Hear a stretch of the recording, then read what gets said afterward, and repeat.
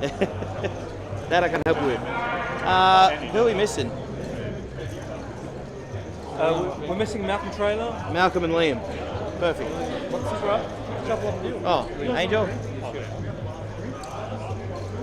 Angel, where Yes, are please, you Bob. Yes, please. C3. I thought it was at the beginning.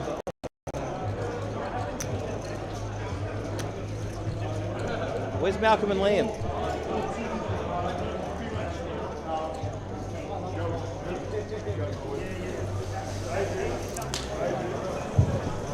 And it's a good afternoon. If you're in Sydney, in Australia, anywhere around the world, welcome to the Australian Poker Tour New South Wales leg. We're here, the Bella Vista Hotel in Sydney, and we're here for a very special day. This is our State of Origin, a very rare opportunity to see team poker, such an individual game. But today we've got 6 teams, 5 Australian states being represented, and a internationals team of players born elsewhere but now living here in Australia, and they're representing their new country. It's going to be a lot of fun, and Harvey Silver with you for a little while, but the man who'll be with you for most of the day is Chris Waddy. Welcome, Chris. This is going to be a lot of fun. Good afternoon, Harvey. Absolutely, it will be. It's always an exciting event, the State of Origin. It was a mainstay on the tour for APT. Back in the day, there were a number of editions, multiple winners, then a hiatus for a while, and we brought it back last year to great success. And in the modern day, we'll call this the modern edition of State of Origin. We're ready for round number 2. Anyone who follows poker, follows the streams, going to know pretty much all the players here. We've got probably the biggest names in poker in this country, and a couple of very special players who I'm sure you'll talk about, who actually have come out specifically to play this. A little bit of bad news that we have to give you guys off the top. Unfortunately, Joe Hasham, our World Series of Poker champion and captained the Victorian team, he's been crook all week. He was hoping to get up here and be able to. That's me, actually, on camera at the moment. Well, that's also very important. We are streaming this 25 minutes behind play, so we have no idea what's going on out there while it's happening live. I'm just out there instructing the players just on a little bit of etiquette on this feature table, the number 1 being no phones. We don't let the players watch the stream at the table, and if you are getting messages particularly about the stream, that you get up and move away from the table. But yeah, just picking that up again, unfortunately Joe hasn't been able to get himself up well enough. I know he's watching. This is his baby. He spent so much time putting this event together with Didier, and he'll be so upset. So shout out to you, Joe, but there is a replacement into the Victorian team, Chris. Matthew Ginn. So we're replacing one mixed game specialist with another mixed game specialist. Matty Ginn with a number of titles in recent times in both Hold'em and every other format you could think of in poker. So a worthy replacement, to say the very least. So Matty was here earlier in the series, went back home to Victoria just to feel the land, get more in touch with his state before getting the call up to come back and return to represent the Victorians in place of Joe Hasham. We've got a little bit of time before cards are in the air, so I think this is a great time for you to talk us through the format. And we've got captains, vice captains. We're going to be seeing various tables before we get into that next stage. Talk us through. So we're going to have 3 rounds. There are 7 players per state. There are 6 states being represented, or 6 teams being represented in total across the day, and we're going to be featuring 1 table for each of the 3 rounds. Our first table will consist of all our vice captains. So we're going to be seeing right off the bat Malcolm Trainer, Liam Jehu, Justin Pace, Joe Sandeyev, Dylan Wayne and Andy Lee taking their places to represent their teams on our feature table. And then we're going to be featuring the ladies' table. That'll be for round 2. We're going to see all the ladies: Phoebe Ann, Michaela McPherson, Jen Cassell, Jackie Glazier, Shelley Pooley, and Molly Sifford. And then we're going to round it out with the team captains in round 3 on our feature table. But all around the room, there are going to be 7 tables of action in total, all playing for that. What you're seeing on your screen right there, the player of origin as well as the state of origin silverware. So it's all on the line, and we'll run you through the format in terms of how the points system works. On each table, it is a sit and go. There are points to be won for each placing gain, so 6th place walks away with nothing. If you are out first, if you finish last, it is zilch, 0 points for your team, so disastrous for whoever gets knocked out first on each table. 5th place will get a point, 4th place will get 2 points, 3rd we get a bit of a money jump up to 4 points, 2nd place comes away with 6 points, and 1st comes away with 9. Winning is everything. So those points will accumulate per player to contribute to a personal total as well as a team total across the 3 rounds, across all of the tables, and as simple as it gets, the team with the most points wins. The player with the most points gets player of origin. Pretty simple in explanation.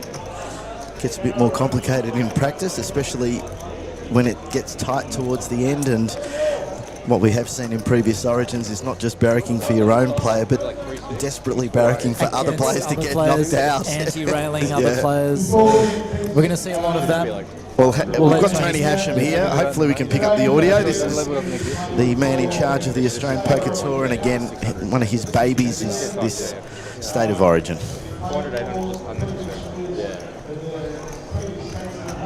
Yeah, can I get a water, please? Thank you. Can I please have a Coke No Sugar? Oh, that's perfect. Yep. Oh, you don't get to keep the code in your name. So he's running through some of the previous winners, and if you couldn't quite catch that, 2008 was South Australia, 2009 was New Zealand. They're not being represented this time around.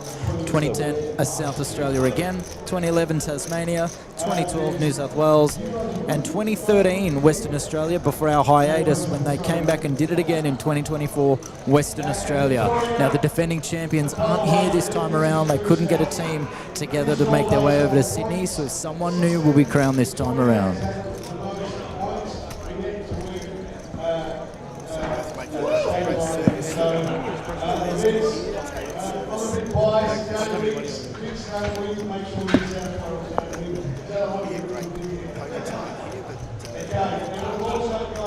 You're also playing for the State of Origin, Player of Origin for 2025, and every player will receive State of Origin Championships trophy plus prize pool. We'll announce the prize pool in the coming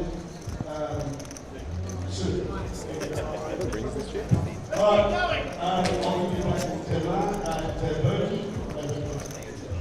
Yeah, we're looking to get past that guarantee for sure. Looks like that main event guarantee is going to be well exceeded. So if you can get yourself down here like you are there to the Bella Vista Hotel, it's a wonderful venue. It's one of my locals, so lovely to see such big names down in my neck of the woods here in Sydney. We are up and running. Please make sure you're nice and loud.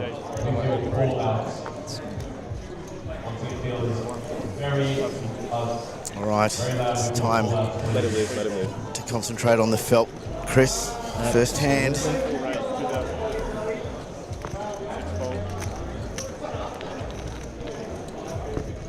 7-4, heads up. All right, we're going 2 ways to the flop with Justin Pace dominating Dylan Wayne. This is the battle of the vice captains once again. And we'll go through that lineup. We'll tell you a little bit about each player. So Malcolm Trainer, he scarcely needs an introduction. I think he's 25, still turning 26 this year. One of the best up-and-coming players in Australia, already a bracelet winner and last year's WSOP Mystery Millions. with $1 million up top on that occasion. Went back and had some success over there again, winning one of the side events elsewhere in Vegas for over 100,000 in bounties again. One of those tournaments, seems to love it. Our APT viewers would be very familiar with Malcolm. He keeps making final tables on this tour and appears on the stream very often as Justin takes the first pot. Yep, new chip lead already. And as we can see, it's a 50k starting stack. That's going to be consistent through each game. For each of the set and goes, 50k start stack. Blinds start at 400, 800 for each of these events. I'll run you through the entire structure. It's they're 15-minute levels. It is designed to be quick. These are sit and goes. We do want skill to prevail, but also we have 3 rounds to get through throughout the day. So it is played at an accelerated blind structure. So it's not too much of a grind, and these players will play fairly quickly. We won't see them tanking for too long. Obviously, as things get heated toward the end, as the tension builds and points become everything, we'll see the action really heat up. But for now, we just want to see lots of hands. Please huddle in the mid-stakes after your current. Andy Lee waking up with a hand there in the big blind. After Dylan completes from the small, we'll see a raise, and I'd imagine that Dylan's going to let this one go as he does. So that blind structure, once again, starting just above 60 bigs deep to begin with. Chris, I was in. Bigs, sorry, Chris, I was in Tony's room when the boxes of all the State of Origin gear were delivered. Tony, very excited. You can see everyone's got their own shirt with their name on the back, and obviously the team caps. So it's not just playing here; it's really about representing your state and putting on the colours. Absolutely. So 62.5 bigs is our start stack, and then with the blinds going up to 500, 1,000, then 612, 816, 12, then 1224. It's a relaxed structure, and again, those 15-minute levels will ensure that the action does progress quickly. Now, Joe Sandeyev, already a title winner, taking home the vault, the 3K buy-in earlier in the series.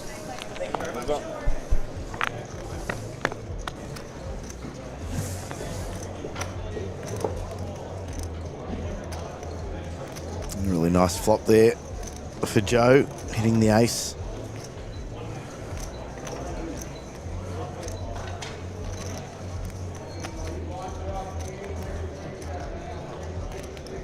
It's up to Liam here. He bets out. 2.3k is the bet.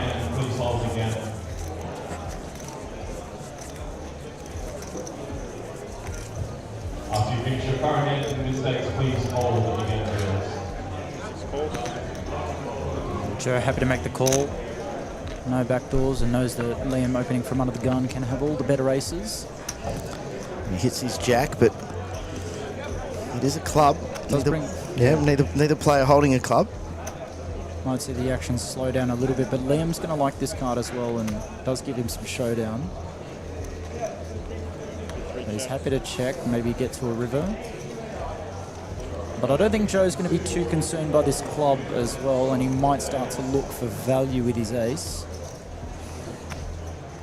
He's got all options open to him. I feel like there's an argument for and against either option of betting or checking.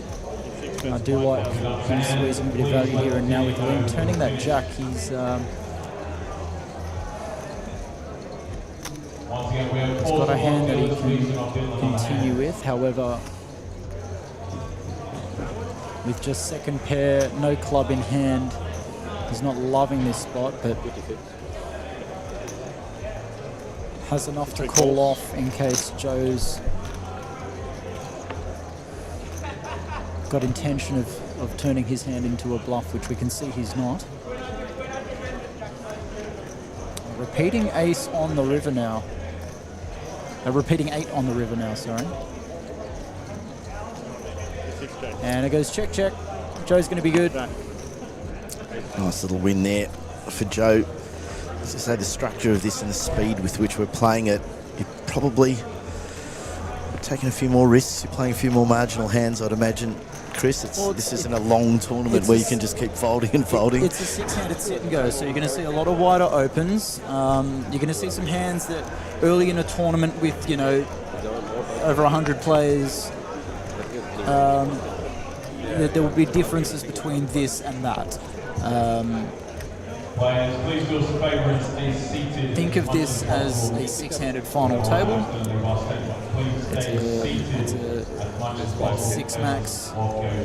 So ranges are going to be wider. There's going to be more action. There's going to be more 3-betting. And Justin here with a legitimate hand under the gun. And no one's waking up with any hands really to continue with. And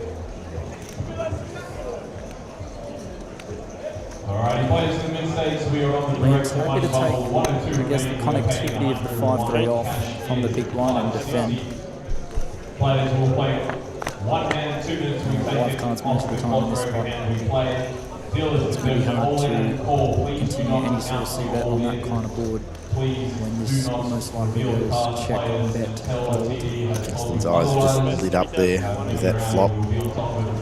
You're right, he's not going to get any action at all. So tell us about the Bella Vista. You said this is one of your locals out this way. I'm incredibly impressed. The players are incredibly impressed with this as a venue. First time we've had poker here. Yeah, so they've had poker on a nightly basis for the past 6 years under a number of different brands, most recently APL up until Kings have now jumped in. They're running a nightly game here on the Tuesday evenings. Yep. And this room that we're currently in now was a big shed which had just a lot of stock and storage room, and no one ever came in here. No, not a single patron really laid eyes on this part. I used to park my car in here when I used to work here every now and then. And they've transformed it, installed a beautiful bar up the back, made it very livable, and it's a wonderful space for exactly what's going on here today. So it's only a new renovation, but the opportunity through Kings and APT to combine and take this space and transform it into one of the best poker rooms in the country right now has been amazing. And it's a beautiful venue in terms of the main part of the location. The food at the bistro is wonderful, a proper pizza oven, and just a great vibe inside. There's music I was throughout nuts the weekdays. here last night, Chris. It was absolutely nuts. Acoustic musicians from Mondays through to Thursdays, I believe, and then There was no acoustic. No acoustic last night. No, Fridays and Saturdays it is. No, it was pumping. Nightclub. They turned the bistro into a nightclub. Yeah. I will say, as in my late teens and early 20s, this was one of the spots in the Hills District here in northwest Sydney to go to for a night out for drinks and enjoying time with friends. So it's a good balance. It's a great family spot to come here for lunch and to have a bite and a good drink time of a night time. So I believe that we have some news around the tables, and let's give you some updates. So we've got our feature table with the vice captains going along swimmingly, but South Australia have copped a hit with Armand Van Wyk being eliminated first, with Jen Cassell calling 3 streets with top pair. Armand had king high and a gutty but missed, barreled the river, and finds himself the first to be eliminated from State of Origin in 2025. Not a badge you want. No. Tasmania's Luka Mamakas has also found himself eliminated. And in big news, and what leads me to my next point, Daniel Hashem, the first victim from Victoria, finding himself out. And Harvey here, the fellow Victorian beside me, not happy to hear that news, but we've got Daniel here that's about to make his way into the commentary box. This will be our day, Chris, so I'm probably not going to be around very much. We're going to get players through the whole day with you. It's going to be a lot of fun. And unfortunately, the first bloke in is not the guy I was hoping to see here, Dan Hashem. I'm going to hand it over to him. Go well, guys. I hope it's a fun day, and for everyone watching out there, stick around with it. It's going to get very hot later in the evening. probably 9 o'clock's going to be full on here, so make sure you're watching then. But going to hand it over to Chris and Dan. Dan, what are you doing in here? Yeah, one Victorian being replaced by another, but it's my pleasure to welcome obviously one of the most famous names in poker in Australia, but he's made a name for himself in his own right with plenty of success on the poker scene in recent times. Daniel Hashem, welcome to the commentary box. Thanks for having me. This is a great little setup here. This is awesome. Yeah, obviously tough to have you in here so early. It's a pleasure to have you, but obviously under the circumstances, finding yourself eliminated earlier than you would have hoped. Actually, not hoping to be eliminated at all, of course, but talk us through what happened on your end. Oh, look, it's not that serious. I just went with my gut on this bluff, and he just got called off with a full house. So yeah, just bluffing into the nuts never works. Yeah, it feels like that's what happened with Armon. As I mentioned, he barreled 3 streets into Jen Cassell. She had top pair, not a full house in your case, but Armon's king high was rightfully called out by Jen, and she knocks out South Australia and gives a big advantage to Queensland over on their table. It happens to the best of us. Absolutely, that's for sure. So who did your chips go to, Daniel? They went to Pierre from South Australia. Yeah. So fun fact about Pierre for the viewers at home: Pierre is the only player to have received. Is the only player to have won State of Origin twice. That's correct, yeah. So if we look at the history of State of Origin, you look back to 2008 where it began, where it was South Australia. New Zealand took it in 2009. South Australia again in 2010. So 2008 and 2010, that was Pierre's team. He was a part of that result for the South Australians. So his role as the icon in the South Australian team is well earned, having been on the scene for close to 20 years now. He's playing well. He's fun to play with as well. He's a lovely guy. Happy to give him my chips, that's for sure. Oh, so very, very sporting from Daniel here in the commentary box. So he's taking it well, but I think some Victorians will be screaming out. So where's your state pride? Yeah, we've got a WhatsApp group going. They weren't too happy, but it's all right. There's 2 more rounds to go, so we'll make up for it. Wow, we have some big news coming in again. So we've got a table. I'll just find out the exact draw of what this table is, but we have Michaela McPherson up against Adrian Sportelli. So that is South Australia versus... Is that heads up now? There was a particular hand between those two. So South Australia versus the international team. On a flop of 4-4-2, Michaela and Sportelli get it in for a huge 50 big blind pot. Sportelli's got 10s against Michaela's aces. On 4-4 deuce flop, they get it in, 10s versus aces. Sportelli spikes a 10 on the turn. Oh, wow. Michaela spikes an ace on the river.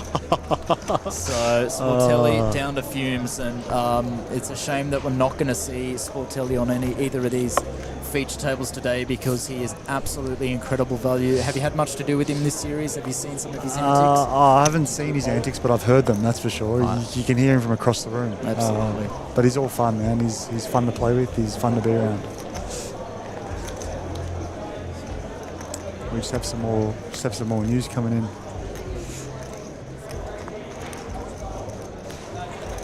Just hearing what's that we just heard?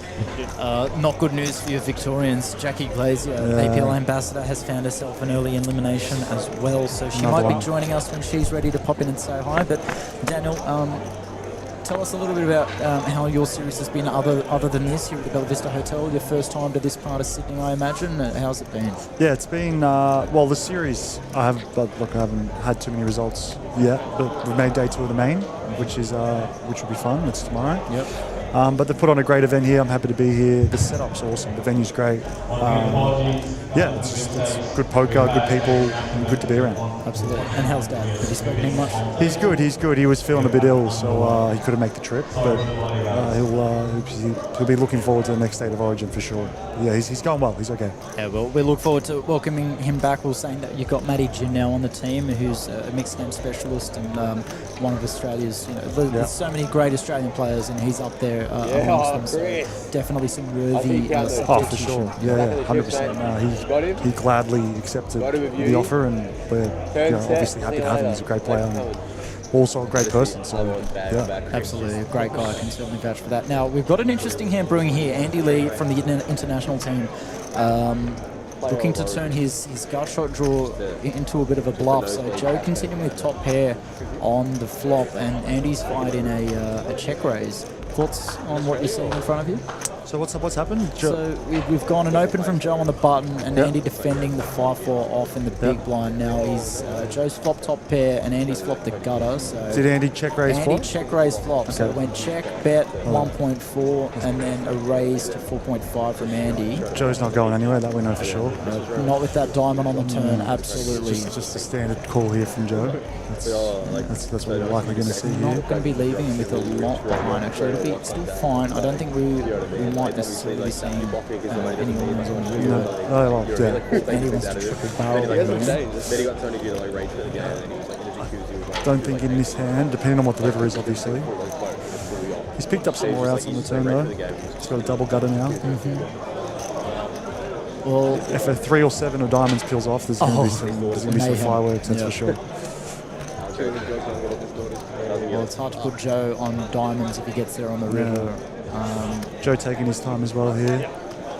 He's definitely just going to call. Yep. And we do see the call. All right, dealers and players. Big river coming up. Dealers with shuffle up, one hand and pause. Well, now Joe definitely. That's a great river for Joe. Andy's got 0 showdown, so he might not have a choice but to bluff. And would you see this as a safe river if you're in Andy's shoes to maybe just pull the trigger, or maybe just give up? Look, I don't know what's going through Andy's mind right now, but I don't know. I think it's pretty tough to continue here on the river if he goes for it. It's pretty sick. We can obviously he's going to get snapped off though. Obviously, you can see he's crushed, but he's going for a value, and I don't think Joe can do anything but just snap the call. Actually, I think Joe will have the big blind. I don't know. Sets are possibly the most alarming thing on Joe's mind. Correct. Yeah. Look, I don't know what Andy's calling with if Joe shoves here. Maybe Jack 8. I don't think Andy's defending the big blind with Jack 6 or Jack 2 or 6-2. So. Yeah, it doesn't seem like moving all in achieves much except folding out worse. And correct. obviously Yeah. with 2 pair, you don't really need to make that. Still might go for it. We have the benefit of seeing the hands as well.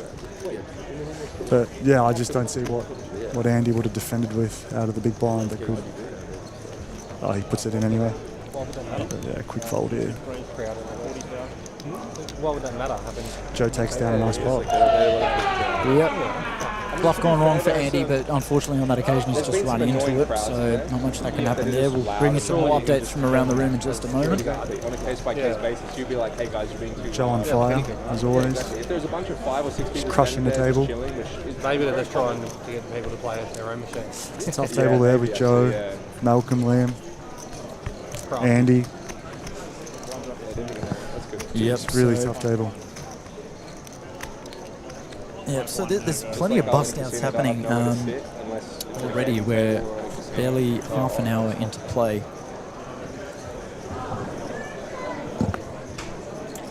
Yeah, it's a fun structure, this one. 15-minute blind levels. You start with about 60 BBs.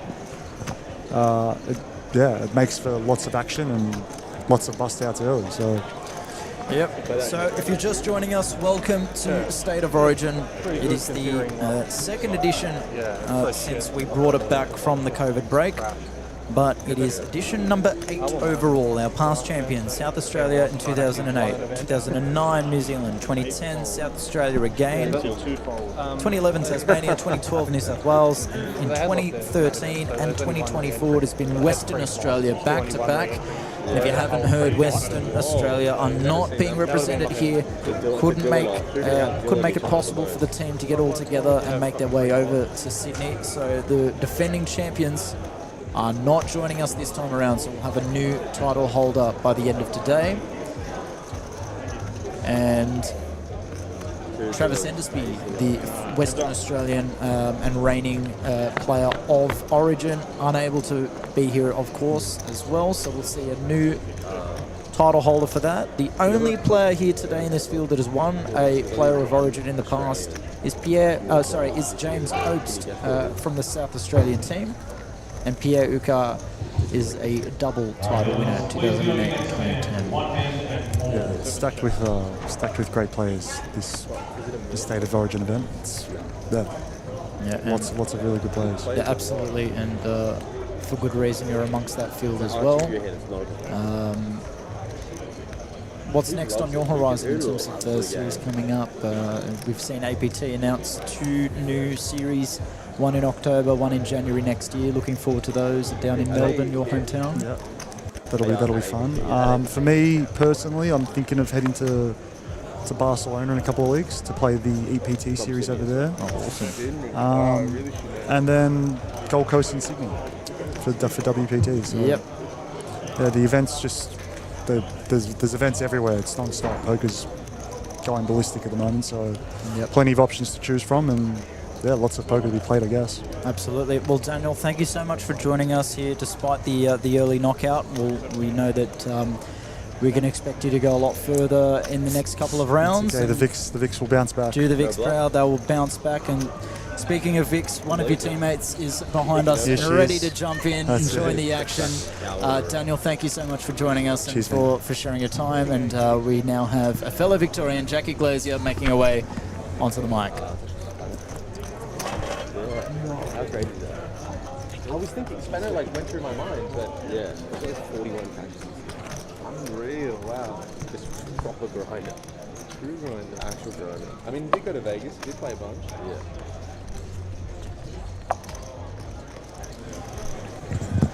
Well, good news and bad news. Bad news is Jackie has been eliminated from her table, but the good news is she's gracing us with her presence here in the commentary box. Jackie Glazier, pleasure to have you beside me, APL's very own ambassador. Thank you, Chris. Good to be here. Well, kind of good. Obviously, I'd rather still be at the table, but yeah, here I am instead. Well, tell us a little bit about what happened in your hand, how the elimination took place. Yeah, I got crippled by a min. I'm sure everyone's probably been in that place before. The pot got pretty bloated, and then he had a flush on the turn, and I rivered top 2. Yeah. And I checked the turn because I was a little worried. We checked, and then when I rivered the second pair, I just flattered. I was a little worried, but it was hard to fold. And then I got it in versus Oki, ace-10 versus ace-queen, and I hit the 10 and bet it gave him a straight. Oh, no. Yeah, so look, my chips went to 2 very worthy opponents. I mean, they're all pretty worthy out there, though, if we look at the field. So, yeah, it wasn't meant to be, but, hopefully better next time.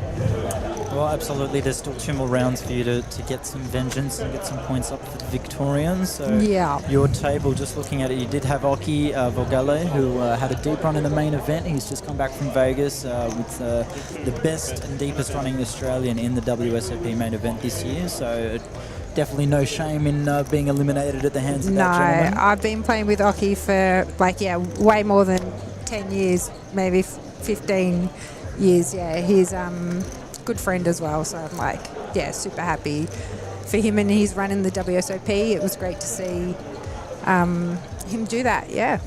So always supporting fellow Australians when represented internationally, and here in this case supporting your fellow statesmen.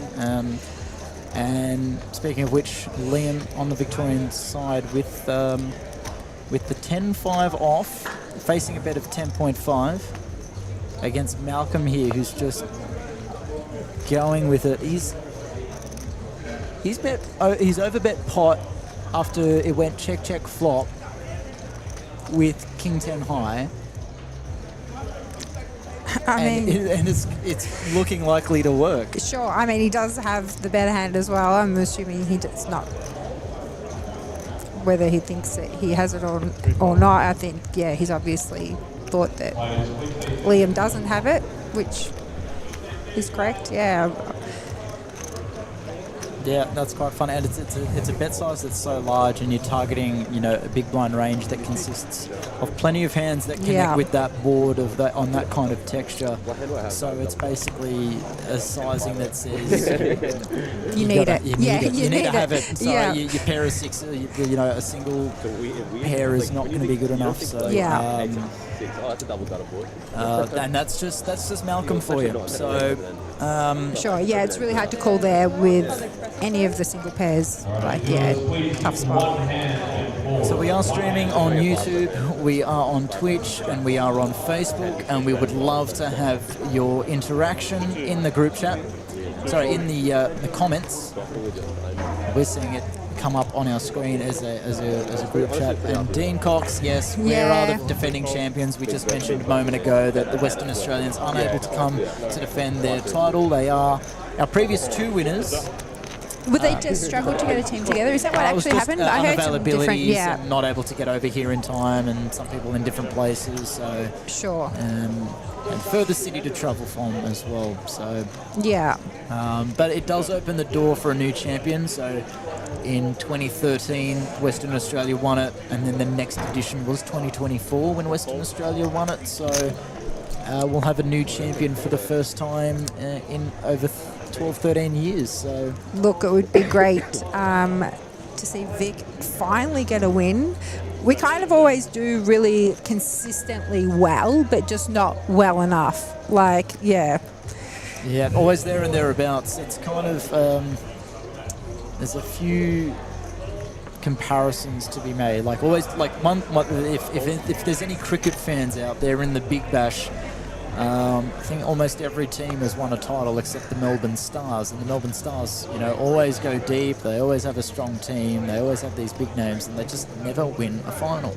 The Renegades in Melbourne have won it, not the Stars. So it reminds me of that. It's a Victorian theme there to consistently do well, but not well enough. And we see another big hand here between Joe and Justin, and Joe would have liked that flop, but Justin would have liked it better. Yes. But Joe there with double the start stack and clear chip leader, and it's really hard to look at this table and identify who the strongest player is, because I don't think you can look at it and do that. There is such... You can make a case for any one of these players, but Joe comes in with form, having won the vault earlier in the week. Malcolm, obviously, his resume speaks for himself, and Liam coming off the back of his Vic Champs title and down in Victoria for a huge score.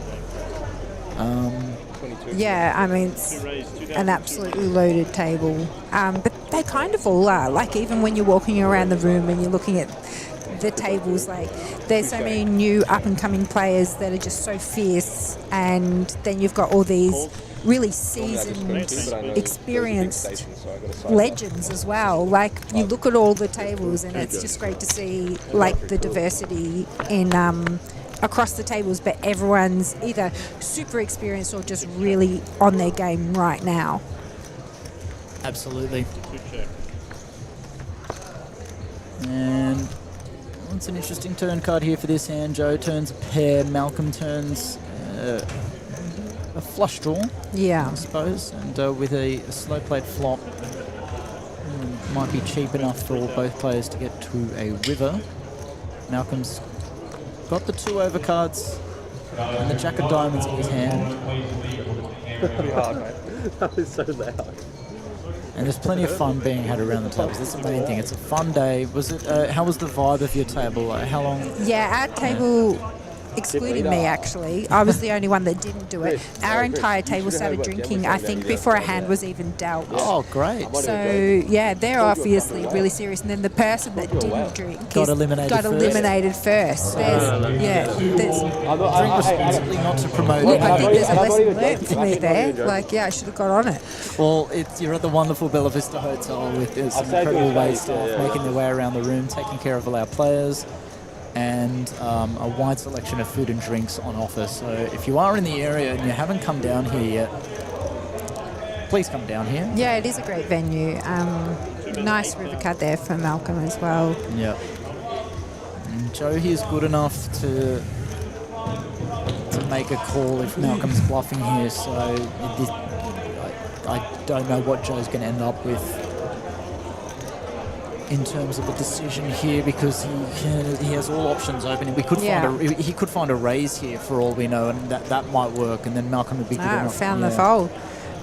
And it's very good from Joe. Yeah, Malcolm's very capable disciplined of finding a bluff there. Especially, the bet, considering the pot size. I mean, it's so tempting just to throw in that 8K there and have a look. They'll pay you off now. Yeah, it's like discipline to just make the fold there. Yeah. So, Jackie, tell us a little bit about yourself, what's been happening recently, what's coming up. Well, obviously APR Moon is coming up on the 15th of August. The patch right there. I've got my patch on. I didn't have a lot of room. The shirts have a lot of patches on them, so I found it on the arm. But yeah, it's obviously the most exciting time of the year as far as, the biggest tournament series of the whole year. So prize pools are through the roof, and we're just expecting it to be even bigger and better. And just talking at the table and stuff, lots of players, like, Didier's coming, it's the support from the players is huge, so it's always good to see. Not to mention you're on a table with Amin Riazati, who did take the majority of your chips. Yes. And he's the reigning champion of the APL Million, taking home over $700,000 last year. Yeah, and it's really good to see Amin as well. He's always been such a really great player, and to win the APR Million and then follow it up with some really good results as well. It hasn't just stopped at that. It wasn't just like he binked the tournament. Not that the APR Million's one of those ones that's really hard to bink. I mean, you'd have to have a very good run over the days, but it's just really good to see that he's reinvested his bankroll back into the community. He hasn't really given it to the community. He keeps taking it again. He's invested it into the community and seeing some returns from it as well. It's really good to see. And he's such a nice guy as well. So we saw him take home, I think it was the grind. He won earlier in the week against Chad Alwalbach earlier. A few days ago, they had a heads up that had to carry over into a third day, and he took the goods there, and I think about $41,000, $42,000.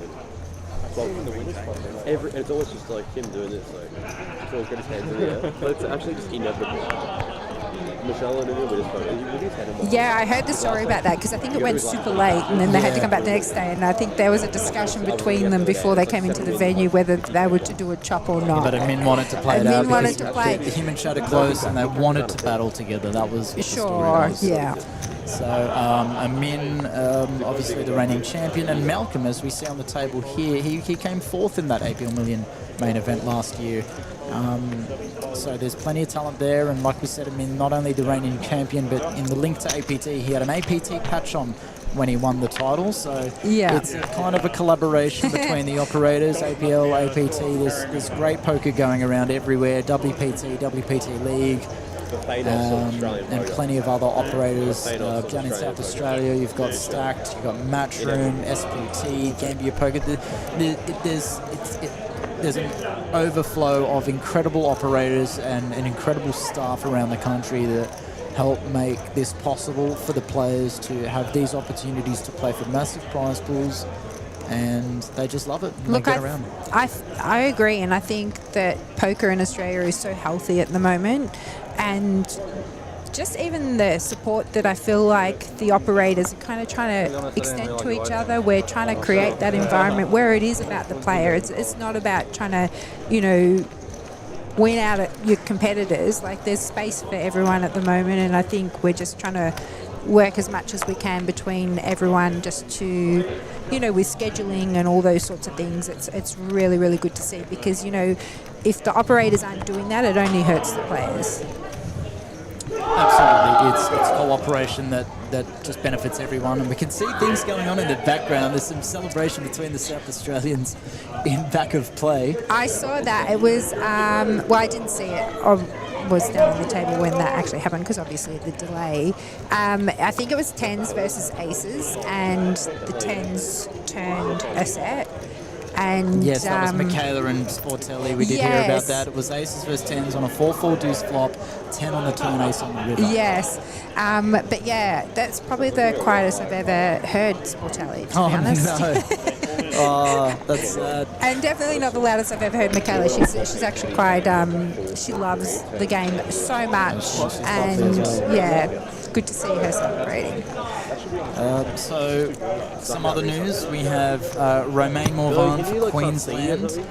Debatable, it's caused a bit of controversy, that choice, because he's a noted Frenchman who's now calling Australia home. You're doing it. You get how he's become as an Australian and a regular on the Australian poker scene. But there's some arguing he should be in the internationals. But it's not the first time that Queensland have claimed someone from outside their state as their own. Look, that's to be honest, I think the Australian community has adopted him. I think, it's maybe no question about it.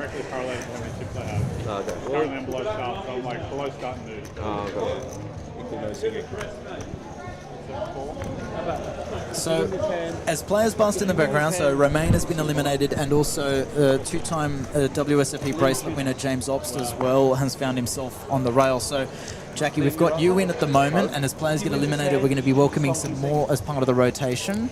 And I'm hearing that Didier might be available, which means there's a bust out for New South Wales at this point in time. So they might be joining us shortly in the commentary box, and we're going to get a little bit of, we'll get some thoughts from everyone as they come throughout the day. So Jackie, whether it's now or we get you back in later, hopefully you're running deep, so we won't need to have you, but you'll be up on the feature table next in round 2. I think some of the fun also happens as people bust, because you're just kind of playing your own table initially, but as people are bust, there's probably going to be a little bit of heckling and stuff going on the rails. So I'm looking forward to getting back out there and joining in that side of things as well. Amazing. Well, we might do a double switch out. So Jackie, thank you so much for coming in. We're going to get, I think, James Obst in there to a fellow bracelet winner as well to come in and have a chat with us. And Didier, the brain, the mastermind, the genius behind all of this, will be coming in for a chat as well. But just before we let him in, we got a hand here.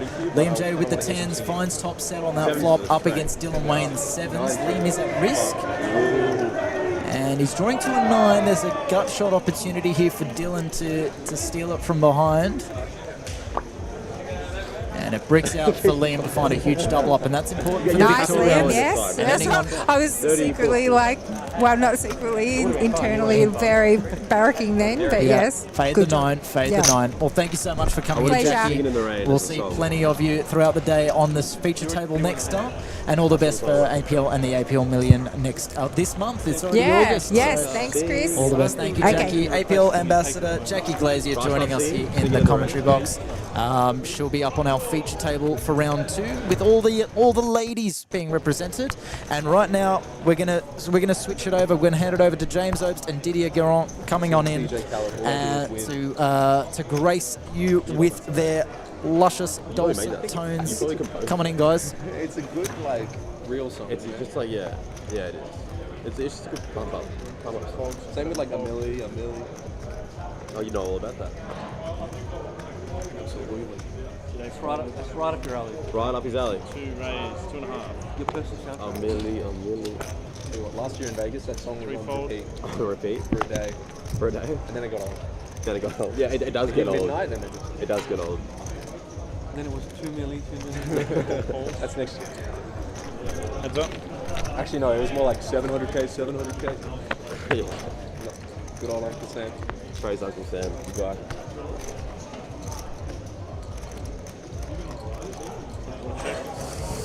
All right, we're back live. Thank you to Jackie again for joining us, and in her seat right now is two-time WSOP bracelet winner and South Australian representative. We have James Obst. Thank you so much for joining us, James. How's the day been so far? My pleasure.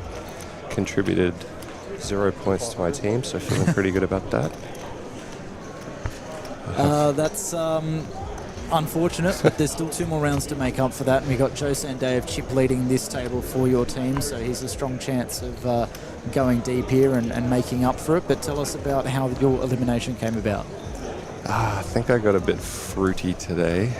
That's good.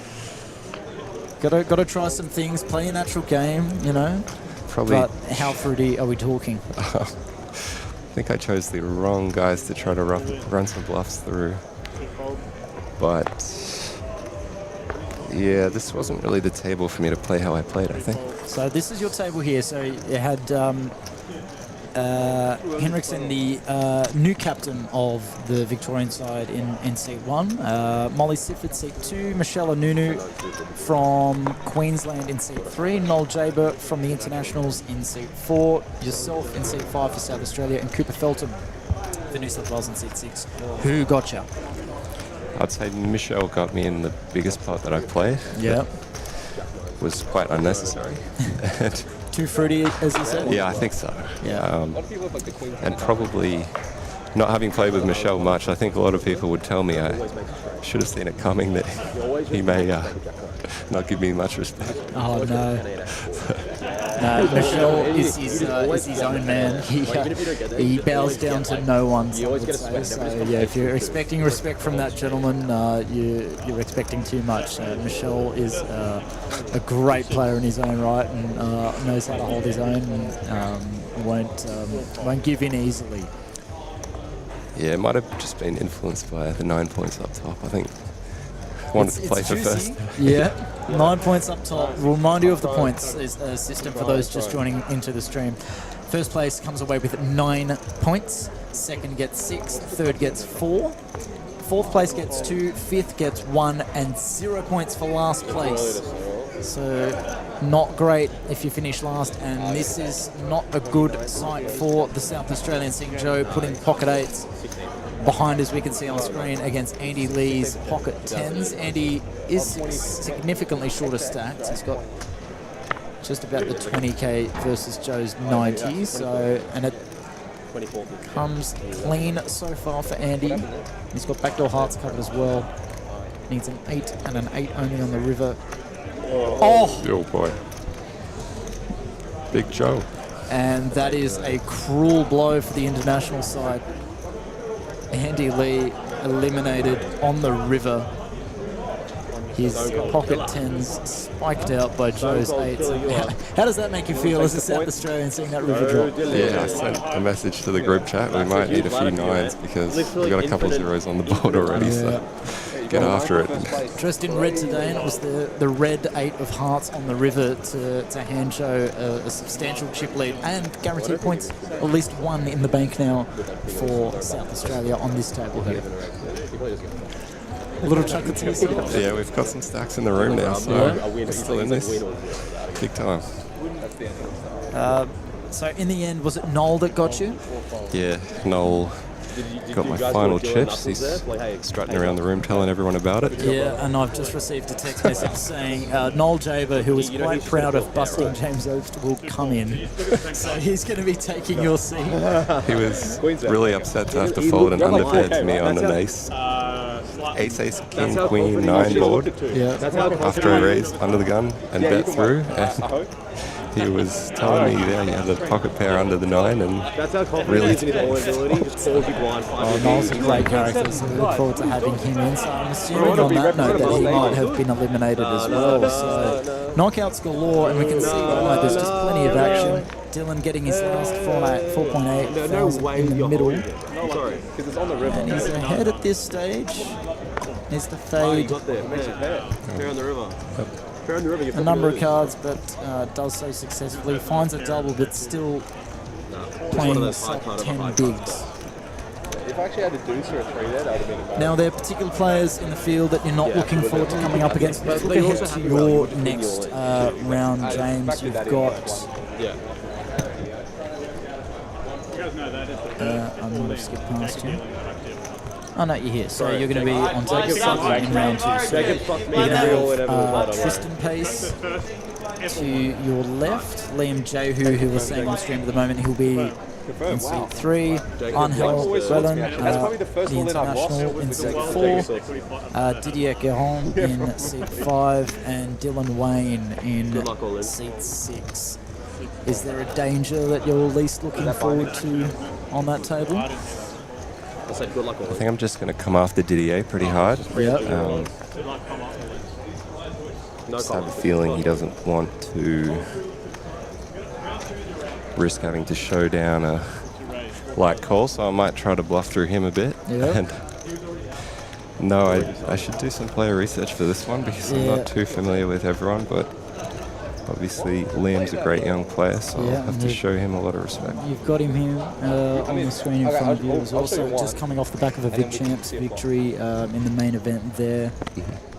With a number of results to his name. He's been on the circuit now for a number of years, grinding away, doing the research, putting in the work, so the results are really starting to come up for him now, and he's still in his early 20s, so he's a bright young prospect as well. That's actually my biggest rage right now.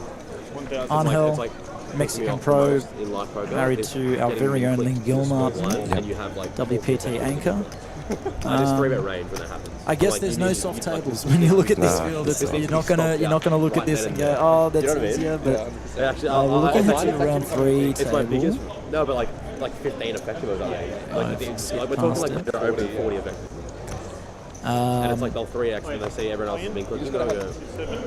Okay, so you're going to be on a table up against Justin Pace, Rob Spano, Matty Gin, yourself, Shelley Pooley, and Octavian Vogele. Yeah, there's some confident people on that table. It's a bit of a strut, so... Wow. Yeah, I've got to work out. I might just try to play in line for a little while. So less fruity is what you're saying. I think so. I've got to play to my image, especially if some of them are listening to this commentary. They're just going to be hearing that I'm bluffing off all the time. So to work that image for the team, but we'll have to see how many points we have and how that influences. How do you think that will change your approach? So if you find out South Australia's got a 9 here, a 6 there, a 9 there, does that change how you go into your next game, knowing you can play a little bit harder for the win if you do find yourself out early, as zero's not going to kill the team? Or if you're hearing that, we just need points, are you playing a tighter kind of style, more of an ICM kind of approach to just surviving as long as possible?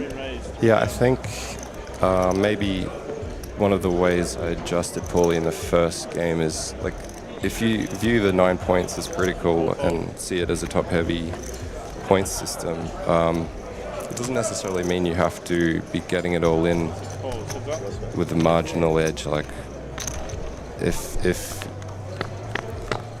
you think you have an advantage if you get heads up or shorter, once some people bust, you can wait for those edges later on instead of taking all the variance straight away in kind of unnecessary spots. So, yeah, I don't think I need to start opening crazy ranges just to try to play for the win. I think you can still have some patience even in a turbo format, but there's always going to be a little bit of an influence if you're in a close decision. Now, you've been here and done it before. You've won this once with South Australia in the past, 2010, I believe it was, and you also got Player of Origin that time around. Is that correct? I think so. It's so long ago. It's hard to remember. But 15 years. So. Yeah, the structure was very different there, I think. But obviously ran well. It's a pretty fun memory. Some of the names that you're up against, just looking here, Grant Levy, Heath Chick, Jared Graham, Joel Dodds, Nick Velcic, Philip Wilcox, Ben Richardson. These names bringing back memories. Yes. Billy the Croc, Jonathan Karamalakis, your fellow statesman. So many of my good friends there. Yeah, it was a great time. Yeah, that's 15 years ago now at Crown Melbourne. Yeah, I might have to start drinking this afternoon too and just take it a bit less seriously. Loosen up a bit like I probably was back then. Yeah, and James, obviously a fantastic career for yourself that's still continuing. Tell us about where you've been recently. I can see you tried your hand in Vegas again, making the journey over a couple months ago now, last month. Tell us about how that experience was again. Yeah, I spent 2 months there this year, like a bit of preparation before and after, and didn't have a good year. Had a lot of min cashes. Played the most that I've ever played, and I think I probably played too much. Yep. And got caught up a little bit in fantasy stuff and just not wanting to sit still. And next year I would definitely play less and prioritize the bigger buy-ins, but ran very well early in tournaments and then quite poorly at the end, so it's just how it goes. I'd had such a good run before that. I was due to regress to the mean a little bit at some point. That's fair. Law of averages, things will average out. And again, it's unfortunate when that run bid comes a little too early, not at the crucial points when you need it. But does you sound self-reflective there, like you're realising things in hindsight that maybe you weren't aware of in the moment a month or two ago? Yeah, Vegas is always tricky for me just to maintain my health and energy for the tournaments, and it's always that. I think it's just the most important thing is what state you show up in, especially for the bigger events. If you're playing 1500s as well as 50Ks, you don't want to be burned out when the 50Ks come around. And yeah, this year I was sick at the wrong time and playing big buy-ins, not sleeping, and I've found this particular casino where they moved the World Series to quite difficult to eat well and just get everything right in that sense. And so always reflecting on how to do it better next year. And in general, I think you've just got to resist the urge to be in the action all the time and think longer term. But I guess I got caught up in some fantasy bets and things like that. Yeah, just at the end, and you can also be just so results oriented because the results are dictated largely by variance. But you know, you also should be pretty aware if you're not quite playing your best as well. And I didn't feel amazing this year throughout most of it. Thanks for that. Once again, guys, I am Chris Waddy, and I'm joined here by two-time WSOP bracelet winner James Obst. Just some people jumping into the chat. Feel free to send us any questions. James is going to pop off soon in just a moment by the player that knocked him out. But in some good news for South Australia, we are hearing that Michaela McPherson, after winning that massive hand against Adrian Sportelli, where Michaela had aces up against Adrian's tens, they found a 10 on the turn to give Adrian the advantage before finding an ace on a river to leave Adrian with fumes. And Michaela now, she is chip leading heads up against Maddie Jin. South Australia with a chance to get a 9 points on the board. How does that make you feel as a fellow teammate? Pretty turned on. That's pretty awesome. If we can think a 9-pointer, we're right in this. Yeah, that's fruity, as you might say. But Michaela there with a heads-up chip lead up against Matthew Jin of Victoria over on their table. And James, thank you so much for sharing your insight. One of the best in the country, one of the top names when it comes to poker in Australia over such a long period of time. And it's a pleasure to have you sat beside me, and hopefully we see you run a little bit deeper in rounds 2 and 3. Thank you so much for joining us, and we'll let you go enjoy the rest of the day. Appreciate you, mate. Happy to come back anytime. We'd love to have you back in here. Hopefully not. Hopefully you're running deep, but if you do find yourself out early again, we'll absolutely have you back. Thank you so much, Cheers. James. Thanks.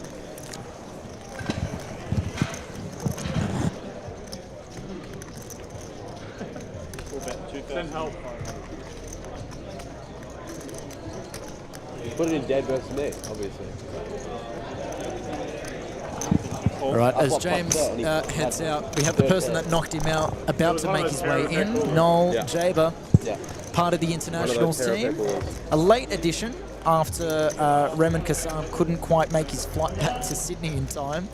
And thanks for your interaction in the chat as well. Feel free to say hi. So that was James Obst, more than $5 million US in earnings on Hendon Mob, multiple titles, multiple bracelets, just Australian poker royalty having just joined us. And filling in those big shoes in the commentary box right now, Noel Jaber, the gentleman that knocked James out on his table. So tell to us a little bit about that and how you're feeling, Noel. Welcome. Oh my God, Chris, you get from $5 million to $5 on the Hendon Mob. Like, Jesus, Chris, what are you doing to me? Mate, this commentary is obviously just taking a bad turn now that I'm on here. I'm pleased to say that I knocked out James. I don't think he was that good. He was, he tried to play. Typo on Hendon Mob, perhaps? Is that what look, he just, he came in and I think he underestimated the talent. And, it's pretty easy when you got queens and he jams on you with ace-5. Yep. And you flop a queen. Yep. And we've got some trouble here as well. We've got Justin with a small flush up against Malcolm, who's rivered a healthy pair, the king-queen. and we'll let you see out this hand. I'm going to quickly pop out for a moment as we welcome Australia Poker Schedule's very own Craig Abernethy, who's been so busy behind the scene, feeding us some wonderful graphics and information. He's been running around, catching some hands around the tables, giving us updates the ins and outs. Big hand. As we see Malcolm. Malcolm went all in, 43k, big hand off it. Yeah, he had the queen, he had the blocker. Yep. So, massive hand, big blow for New South Wales. Malcolm Traynor copping a big loss there. But as I'll swap out, we'll welcome Craig Abernethy now. Thank you so much for joining us for the start. I'll be back in very shortly. But for now, Noel, I'll leave you with Craig to take the reins. And we'll get some updates about State of Origin live here for APT at the Bella Vista Hotel. Thank you, Chris. Yeah, I'm a New South Walesman, but this is, I guess this is the first time in my history that I'm anti-railing New South Wales. So it's good to see Malcolm with some tips. He's a lovely guy. I love the guy to death, kids. But that was a hard one. Yeah, great to join you here, Noel. You know, Watching some of this play out and some of the cards, I've seen some interesting. You remember that? Plays so far into Robert Remember the 250 main event? He won that. Yeah, absolutely. Cards up there. Malcolm once got a quarter. It's a funny one. This one, this State of Origin. There's a lot of pride on the line. These guys do adjust their play. There's a lot of banter and a lot of fun, but at the depth of it all, everyone really wants to do well because it's carried on for years to come. Yeah, I was actually talking to on Christmas Day. It was good. Justin Pace last night. He was very pumped up to play. Obviously, it was first game. You can see the streams.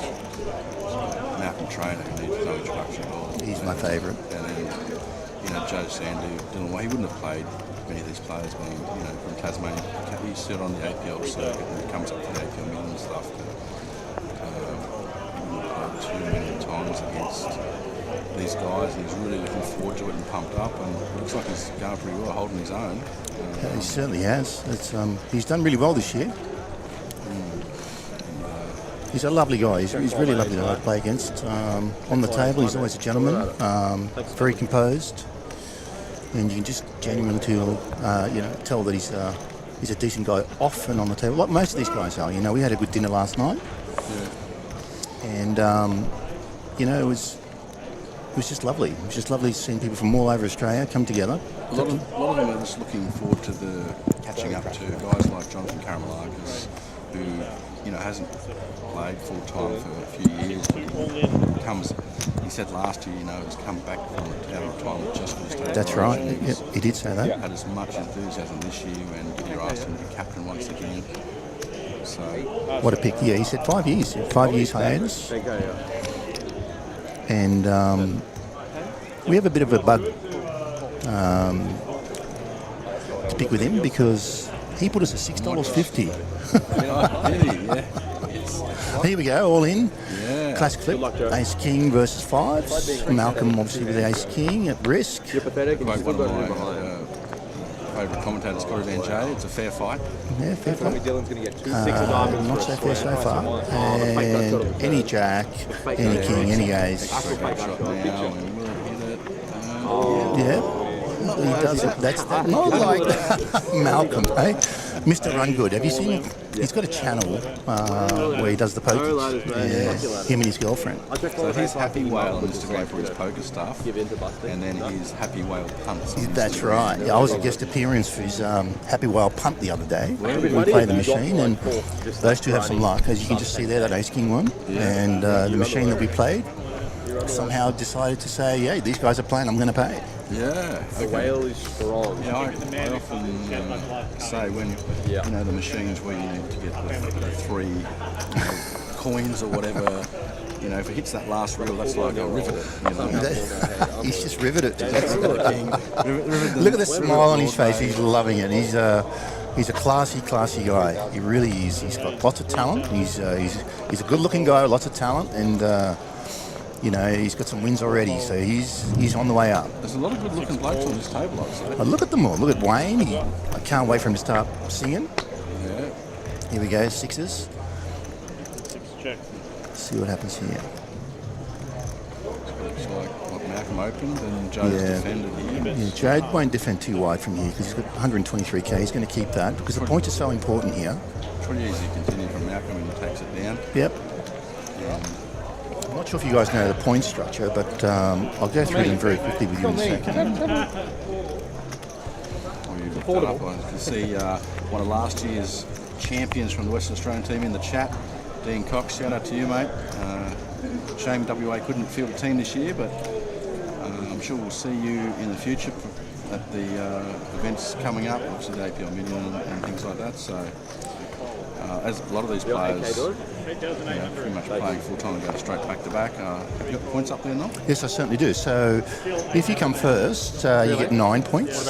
If you come second, you get 6 points. Third is 4 points.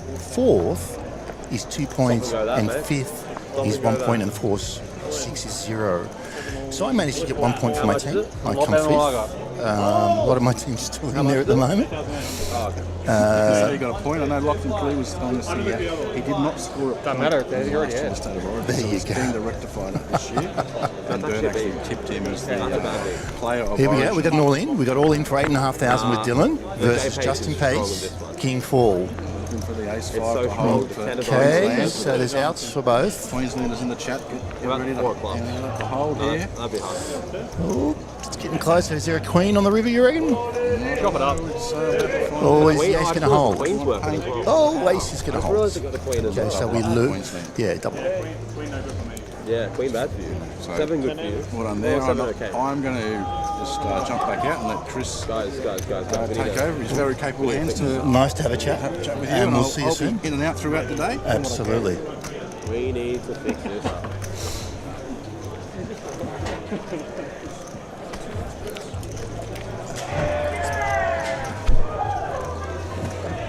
There's a lot of cheering out there, if you can hear it. There's certainly some big stacks now. South Australia are holding their own again. They're doing really well. Yeah, we're just saying on one of the side tables, we're a little bit ahead of the stream, but the update as of 15 minutes ago, real time, Michaela McPherson with all the chips heads up against Maddie Jin. But Maddie's hanging on, putting up a bit of a fight. But she's got a few sets from what I hear, and she got Wakeman and got a few of the others. She's really running good at the right time, isn't she? I mean, absolutely, and she's got the skill to match as well. She's an ambassador at Gambia Poker down in South Australia, so definitely a strong representative. And just having James Obst with me just then, he was happy to see a good chance for a 9-pointer result for the South Australians. And as we look here at wow, intriguing what a hand, flop. yeah, just opening a call, and it's interesting. Joe deciding just to flat the ace-10 suited from the button. Happy to take it in position. It'd be nasty for 10 come along here. 10 would be a nasty card, and we don't see it. It's the 6 of clubs. No flush draw for either player. Gutty for Liam. 2 overs still. These two have played each other quite a while. They know each other's strengths and weaknesses, and they're not going to get too crazy here. Noel, let's look ahead for you in round 2. We got the ladies on our feature table. That'll be a great spectacle to promote, the recognition and the achievements of women in the Australian poker scene. And Didier, at a presentation before play began, spoke about how, these aren't just, token selections. These are some of the best players in Australia in their own right. Jackie Glazier, a bracelet winner. Shelley Pooley, APT ambassador, and she's just collected title after title in recent times. Jen Cassell, one of the best, is the best female poker player in Australia, and I think she's on the brink of top 50 females worldwide. Yeah, absolutely. Molly Sifford, a great talent out of Tasmania. Phoebe Yan, once known as just a dealer on the scene, has made her mark as a player, collecting the SPT Player of the Series at their recent event. just about a touch over a month ago, and she's, we haven't seen her dealing in a while because she's just crushing it on the felt as a player. She's so good. And Michaela, as we said, Gambia Poker representative and ambassador, and she has just found herself in a position very strongly heads up against Matthew Ginn, so that'll be up next. Mate, Molly just knocked me out, right? So she's an up-and-comer. Obviously, to knock Noel Jaber out, she's got some tricks, right? She got me with 3-5 offsuit. She got me with. She was playing in my range, and she played me well. Yeah. Other updates around the room on table number 2, Jen Cassell, who as we mentioned is top 50 worldwide females in poker and number 1 in Australia. Here we go. Heads up against just to interrupt with this, sorry mate, we got Norleen again. Who's at risk? Well, pretty much, it's Malcolm at risk at the moment. They say Dylan's at risk. Dylan, yep, got it. The King Queen against Malcolm's ace-8 suited out. Malcolm just needs to hold. Oh yeah, flops the 8. Jack of clubs. That's kind of fun. And doesn't really change too much. Still a king or a queen needed. Or some backdoor outs for Dylan that disappear on the turn. Needs a king or a queen only. We see 2 of those queens are dead, so he's drawing thin. Oh yeah. And that 8 is going to... And Malcolm's back to starting stack after getting putting in that call with all in with the Queen of Spades. When the other person had obviously had the flush. It was Justin that had the small flush, yeah. So Malcolm, a bit of recovery there. So we see Malcolm and Liam bordering on start stack, Justin with 1.5 start stacks, and Joe Sandeyev there sitting comfortably. So we've got 2 South Australians comfortably out in the lead at the moment. Yeah, Joe Sandeyev for these guys here on our feature table, Michaela McPherson just downstairs. So you can see at the time of the stream, we are on delay, as mentioned. We see Matthew Ginn just behind Joe Sandayev's shoulder, and Michaela with her back to us in seat 1 on that table. The red jerseys, it's not fair. They really stand out. It's not fair they have the stacks and the jerseys to stand out. the red really does shine. I'll give them credit for that. Like the Australian team, we're playing for the adopted Australian team, and obviously we've got black jerseys, and I feel like a Kiwi in this jersey. Yeah, that's what some have said. They said, New Zealand have been represented in State of Origin in the past, and they've had the black. They've donned it. So look, at least the black still stays around. It's a fierce outfit where in whatever sport or competition it's represented. So definitely no shame whatsoever in donning the all black. They both have a pair here. Let's see what happens. Obviously Joe with a better pair. But can Justin represent an 8 here? Now, once again, I'm Chris Waddy, and I'm joined here by Noel Jaber, recently eliminated from his table in 5th place. Managed to knock out James Obst to secure a minimum of 1 point for his team. That wasn't an easy feat. Look, I've had a really good week. I've knocked out a couple of big players, and I've bluffed a couple of big players this week. It's not always about making the money. It's always about making the presence. Yep. And it's the banter always that goes on after it for weeks and months sometimes. And there's some good players out there, and if you get the chance to bluff someone like Wakeman, you put that a badge on your sleeve and you walk around parading it, because these guys are at their top of their game, and for someone like me, like a recreational player, it just goes to show poker's for everybody, really. Absolutely, and you spoke about presence. Who, in your opinion, has made their presence felt the most? Is there someone that you think has been creating a big vibe in the room, or someone that you think has stood out? I can think of one name in my head. Look, Bird's always there, but we always want to say Spano, but Bird is, he had a pop-up tournament last night that we all played. We all love Bird. It's a shame he's a Queenslander. Yeah, I'm sorry as well for dealing you a couple of callers that didn't quite go your way. I was literally card dead. That was so good, but we had a lot of fun. Tony Hasham's been so good to put these things on. He's so generous, he's a generous soul. He's made the atmosphere around here really comfortable to play. People really want to come here and play because of, when people get invited into the people's homes and they're offered a genuine, heartfelt welcome and they're looked after, people will always come back. Absolutely. It's like in some sense, a bit like a big home game. It's like you said, it's like someone's home. He treats it like that. He'll get you a drink, he'll buy you some food. Look, Tony's bought us all dinner for the last 3 nights in a row. Yeah. And he doesn't have to do that stuff. That stuff is not necessary for us to come back. But he does that really well. He's got the soft touch, he's got that hug, the handshake, welcome in. And he's got a really good thing happening here with the APT, and there's a lot of future stuff happening around the TV rights and whatnot, and where poker's going in Australia. And, for him to be able to get Didier and the guys to put all this together and get the caliber of players that we're getting here is, it speaks for itself, really. It doesn't... It's really wonderful. Now, looking ahead to round 2, Noel, so you're going to be on a table with Queensland's Romain Morvan, Victoria's Daniel Hasham, who just joined us earlier in the commentary box. He was the first to be eliminated, I think. So everyone was telling me to be wary of Daniel Hasham because I've never played him before. And in the main event, I flopped to top 2 pair and I jammed on him, and he tanked and must have read my bio that I bluff a lot. And he called me with a gut shot, double gut shot, and got there. It was just brutal, and I just thought, mate, you're not that good. And so today, we've got the banter.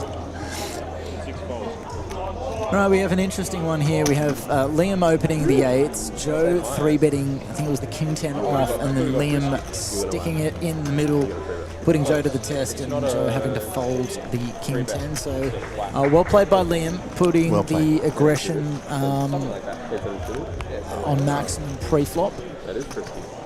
Because Joe there capable of 3-betting light, as we saw just then. Targeting Liam, who also can be opening light. So there's a lot of levelling going on between these players who are all highly skilled, all capable of making big plays with small hands. I think when I first started playing poker, I think one of the most pressing things that I learned was, table draw is really important. You come with your A game, and then, you could have all the knowledge in the world. Yep. And then, that table draw really changes everything. And this table draw is pretty, I guess it's cozy. They're all comfortable with each other. They all know each other's play. And I think that, this table's pretty reserved compared to some of the tables that are out there. And it's more around the fundamentals of poker, where, you get someone like Sportelli or myself, or the Spanos or whatever, that may throw the spanner in the works, I think this is a pretty tame TV table. If I was Didier, I don't think I would have had this as the TV table because it's just too fundamental. Well, it's the vice captain's table, so in terms of the talent, these are some of the strongest players in the field. So Malcolm Trainer bracelet winner, Liam Jehu, Vic Champs winner, Justin Pace, one of Tasmania's strongest players, Joe Sandeyev winning the vault earlier in the week, and he's just, if you look at Joe Sandeyev's Hendon Bob, it's just 70k win here, 80k win here, 100 and something k win here, just wins tournaments. That's what he does. I was talking to Jono and a few of the guys, Wakeman and all that type of stuff, and my favourite player in this whole series is this guy here in blue, Malcolm Trainer. He really is one of the best that I've played against, and putting all the jokes aside and everything else, I've been fortunate enough to play, against like Cal Burns and a few other good guys. James Obst, he was one of them. And I would say Malcolm really stood out for me. He's really got no fear. He's a good fundamental player. And, he's just all passive and, looks harmless. Sleeping giant. He's tall. He's very tall, but he's very clinical in what he does. He actually, for me, he's probably the best at the moment in form. He nearly won the Mystery Millions again. What's incredible is he won the Mystery Millions in Vegas last year, collected $1 million for first prize, and ran bad in terms of bounties. He didn't collect any. I think he collected all min bounties. I remember he won $1 million, won the tournament, beat a field of something like 18,000 people, goes to his rail after winning and says, I ran so bad this tournament because he couldn't pull any decent bounties. But what's remarkable is he went and played it again. I forgot his exact placing. I feel like he came 15th or something like that. No, he came first. In this year's. This year came first, yeah. He won a side bounty tournament. Yep. But in terms of the Mystery Millions, bracelet event, he won it last year, and then this year around, I think he was 20 something or 15th or something. He finished 28. And what's funny is he actually beat out more people this year than when he won the event. But the funny thing is that he actually went from that WSOP, and I think he went to the Win or some other and won ARIA or whatever it was, there, yes. and won a tournament there. Correct, for a couple $100,000. But not just that. On his way out from the airport, he decides to put X amount of money on Baccarat. Yeah. And wins 25k. 25,000, yeah. And then hits the pokey scene and then hits a jackpot. This guy has got it He's all. clearly skilled. He's clearly skilled. I was watching a side table at an event where Malcolm was playing, and he found, I think it was King Jack versus Kings, and the board ran out 2, 3, 4, 5, 6. And I think they called out 6 on the river or something, and he just he finds a way. As he's one of the best, like you said, he's one of the best players in the room. He really is. One of the most skillful players I have ever seen. You look out rightly for him, deserves his and results. there's his girlfriend with the principal. Sheraton, yep. There she is on the screen. Former dealer, but great player in her own right as well. She will tell him often, can you bust because we have to go? Well, Noel, it's been wonderful to have your insight. We've got your table draw up here. Again, you'll be up against Romain Morvan, Daniel Hashem, Luka Mamakas, Jonathan Karamalakis, yourself, and you'll be up against Malcolm. It's an easy table. You've really got Malcolm is. on your left. Listen, look, I'm going to annihilate him. Yeah. Just because it's a mission, right? It's a mission, yep. But I want to get something across before I leave here. Yes. Right? I want to say how great the staff are around here at the moment. The buying staff, the girls are really welcome. I mean, they take the money, and it feels awful to give them money all the time, but they do it in such grace, and I love that, right? And like I said, Tony's been wonderful, been so generous around the place, and it's a really welcoming atmosphere. So, you know, APT's really stepped up this time, and I really appreciate being part of this. And, mate, I look forward to the rest of the series, and hopefully we can run deep in the main, and you can do some commentary on me when I'm playing. Well, if you bust out, we'll have you back again, but hopefully you don't. Hopefully you run deep. Do your team proud. Thank you so much. Noel Jaber just joining us from Team International, and he's going to be swapping out. He's going to be swapping out for the brains, the genius, all the hard work. He's made it his baby. It's he's just said the least talented captain of them all. But if there was any truth to that, then there would not have, it would not be the success that it is, because you're the man that's put so much hard work into making this happen. The product that it is such a wonderful spectacle. We had an incredible presentation prior to starting where you spoke so well, highlighted a number of amazing points, spoke about, you know, the women in poker and the progression of APT, and how you've been behind a lot of the structures as well for this series, and really contributed highly to the great success that it's been. So it is with great pleasure I'm welcoming Didier Guérin into the booth. Thank you, Chris. I've been listening to some of the commentary, and you guys are just smashing it. What a great array of guests we've got coming in. I think this is such a fun system. We've got James Ops and then Noel. Slightly different technical games, but that's what it's all about, getting to see like different perspectives on this and what characters we have. Oh, look at that guy in the background there. What a handsome we might be on a 30-minute delay. We might be able to get him into the commentary box. Yeah, we'll see. But yeah, thank you so much for the intro, and obviously just the most exciting day for me personally of the year. Not sure if you call it a tournament per se, but as an event, I'd like to think it's the biggest event in Australian poker. A myriad of sit-goes. Yeah, like, I mean, I'm just blown away by how well the captains have done with their recruitment. I told Jono he took it a little too seriously looking at the South Australian roster, but aside from that, blown away by the passion for this event. And I've noticed actually just on my opening up Facebook that the Western Australians are really piping up in the chat. Yeah, they seem to be very present in the chat and not so present in the venue. Yeah. I wonder what their thoughts are on South Australia if they win and get number 3 out of their presence. It'll be interesting to know if Travis or Dean or any of the boys want to pop in. But good to see them. You know, obviously a shame that they couldn't be back here. They all really wanted to be. I want to stress that. Just didn't work out with the timing, and I know they'll be back next year, and they'll probably be claiming that they're still undefeated champions if I had to make a guess. Well, technically they weren't. they're going to claim that they weren't defeated this time around, and they're not wrong. So it's true. You know, no one has beat them for like 13 years. Yeah. So we're going to have plenty of talented guests rotating in and out of the booth. Really excited to have you here, honestly. I think you know everyone so well. I think it's great to have someone who can highlight all of these characters and great players, you know. New South Wales is not off to the cracking start that we would want, if I'm honest. too many red shirts left, as you can see in the screen. Well, we had which is a little bit threatening. James Obst, the first on his table to be eliminated, collecting 0 points for South Australia. But we see Joe with the chip lead here, Michaela McPherson with a strong heads-up chip lead against Huge Maddie chip Chin. lead, yeah. But I think Maddie's clawing back a little bit. Last I checked. Yeah, so Michaela busted all 5 players, and then Matt doubled through from like a starting stack. So she's got a big advantage. But if anyone can get back, you've got to trust Matt. Maddie He's a Chin, fantastic player. Yeah. He's coming. I love seeing Michaela. She's having a drink casually with this mountain in front of her, like this absolute pile of chips. You can see Shelley doing really well in the background too. Phoebe's doing well in the background too, and I guess that just emphasizes the point of how well females are doing in open events. So I don't want to harp on about it, but I think it's great to see. As I said in the speech, 2 of our biggest final tables this week, the Goliath, the 2500, and the Drakakis, the 1650, 3 females. Yeah. WSOP main event, first female. So I think this is not for optics, it's not tokenistic, it's because it's what we think poker looks like in 2025 and how it should look like. Absolutely. So. I stress that you made that point. These aren't token selections. These are some of the best players in Australia in their own right.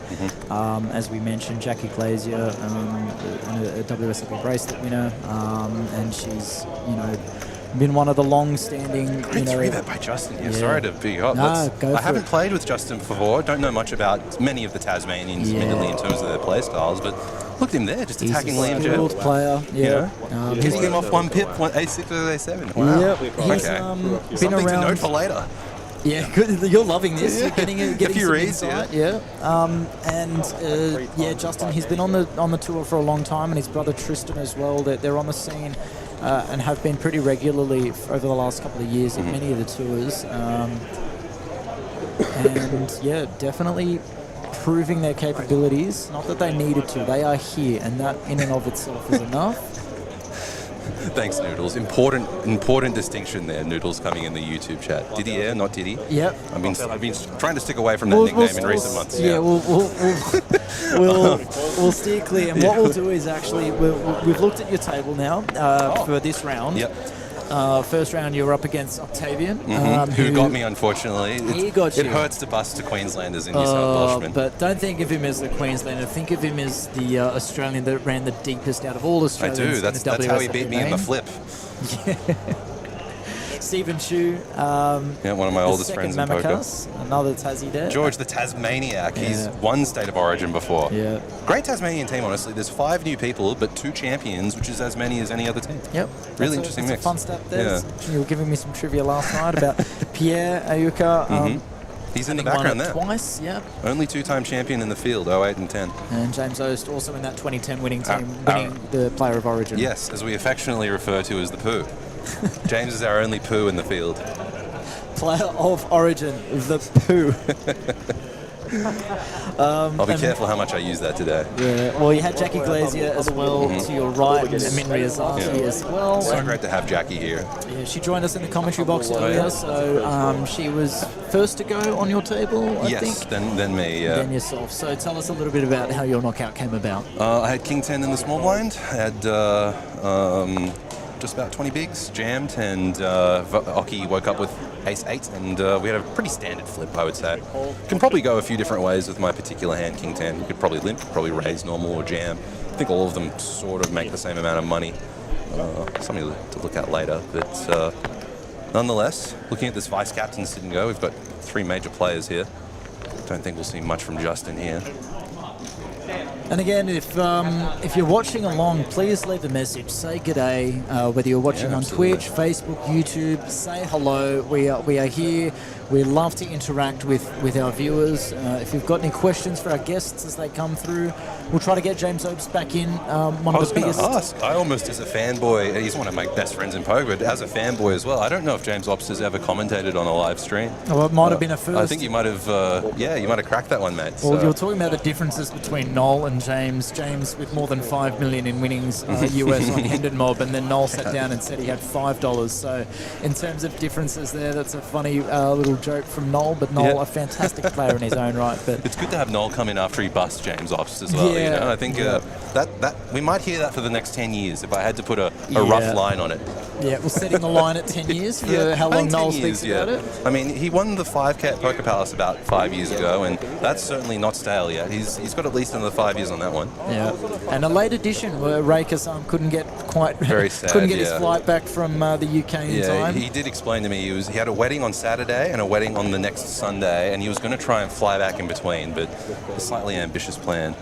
Now we have some bad news. Oh no! I'm trying to keep my bias hidden. I may or may not have a New South Wales scarf, but I'm hearing that we've lost a majority of the New South Wales team members. We can see here Malcolm's going strong. In. I believe Cooper is the news that just busted. Oh, Cooper Felton. Unfortunately. He had a big start there, but I saw his table with Andrew Henriksen, Michelle Anunu, and Molly Sifford are now three-handed. So that's a very interesting three-handed battle. I don't know if it's been explained yet, but if this Vice Captain Sit Go or any of our TV tables today do finish, we're going to pause the clock and move one of the tables onto the stream so that all of the viewers are able to see the amazing array of talent that we have here, and that there's no delay in the... That's good to know. That's really good to know. Now, we're going to have... well, while I've got you here as the brainchild, this is your brainchild essentially, at least the new revamped version. But is there anything that you'd like to point out about the structure or some little quirks or something that might be worth noting on top of what we've already spoken about? I guess just for the viewers who aren't used to seeing sit and goes, it's a format that was more popular sort of like 10 years ago, you know, when Poker Stars and Full Tilt were pumping. There's some people in this field like Jonathan Karamalikas who played them, you know, professionally, and it's a bit of a different format because you almost like start at the final table. So you'll see it's very different to how a normal tournament would operate if you're just registering. It's almost like you're at a final table. So I think if the viewers just have that basic idea in mind, then it'll help them understand how some of the play looks, because some of the ways that you play hands in a sit and go are just a little bit different to a normal tournament. Reflects slightly more as if it was already at a final table. Amazing. Yep. So like you said, it's a sit and go play, it's final table play. There's a huge incentive to not come last. We'll get you back in here. Thanks so for much, sure Chris. throughout the day. Hopefully what not. Hopefully you're running deep. Yeah, of course. I hope not to be in, if I'm being honest. I hope that I'm on the screen for longer. But what a fun format that we've got today with so many amazing guests popping in just to say hi for a couple of minutes. Yeah, but I think it's really unique. So you're hearing the voice of Chris and the genius behind the State of Origin concept, the revamped version. Thank you so much. Love you, Chris. Leave you. Appreciate it. Now, this seat is being filled with big names popping in. This seat is being filled in with big names constantly throughout the day, and joining us now is a friend of mine and a local to the area here, is Phoebe representing the ladies and New South Wales this time around. Phoebe, how you going? I'm good. How are you? I'm good. It's been a pleasure to be here so far, and seeing some good poker here. Justin putting up a good fight and finding a 7 here to outpit Malcolm's ace-10 and find a double and eliminate Malcolm Trainer, and that I think is the last New South Wales player. Actually, no. We've been pointed out that it looks like Phoebe Ann is still in as at the top of the stream in the background, but well, we know now. I think that you might have been the last New South Wales player standing, I think. Me and Spano both came third. Yeah. But in terms of the timing, I think you were the last to leave your seat, I'm pretty sure. Yeah, so. Crawled into third, so can't complain too much there. Yeah. Me and Will, both short. Pierre from SA and Will were battling, so they just kept going all in and doubling each other up. You've done so well for yourself on the poker scene in the last couple of years now. Everyone would have known you as a dealer back in the day and one of Australia's best. You've proven back yourself. in the day. You make it sound like it was ages ago. Ages ago. I can't remember the last time I saw you pitching cards. Yeah, it's been a while. It has, but you've really done so well in playing recently, and the Player of the Series title at SPT and a couple of other titles. And how does this differ in terms of this format, the sit and go format, the teams element? How do you change your game based on that? Well, sit and go is very different from MTTs. Obviously, this format is super exciting, very different. I'm not very familiar with playing a lot of sit and goes, so there's a lot of different dynamics involved, considering the points and what they're worth in terms of like money value.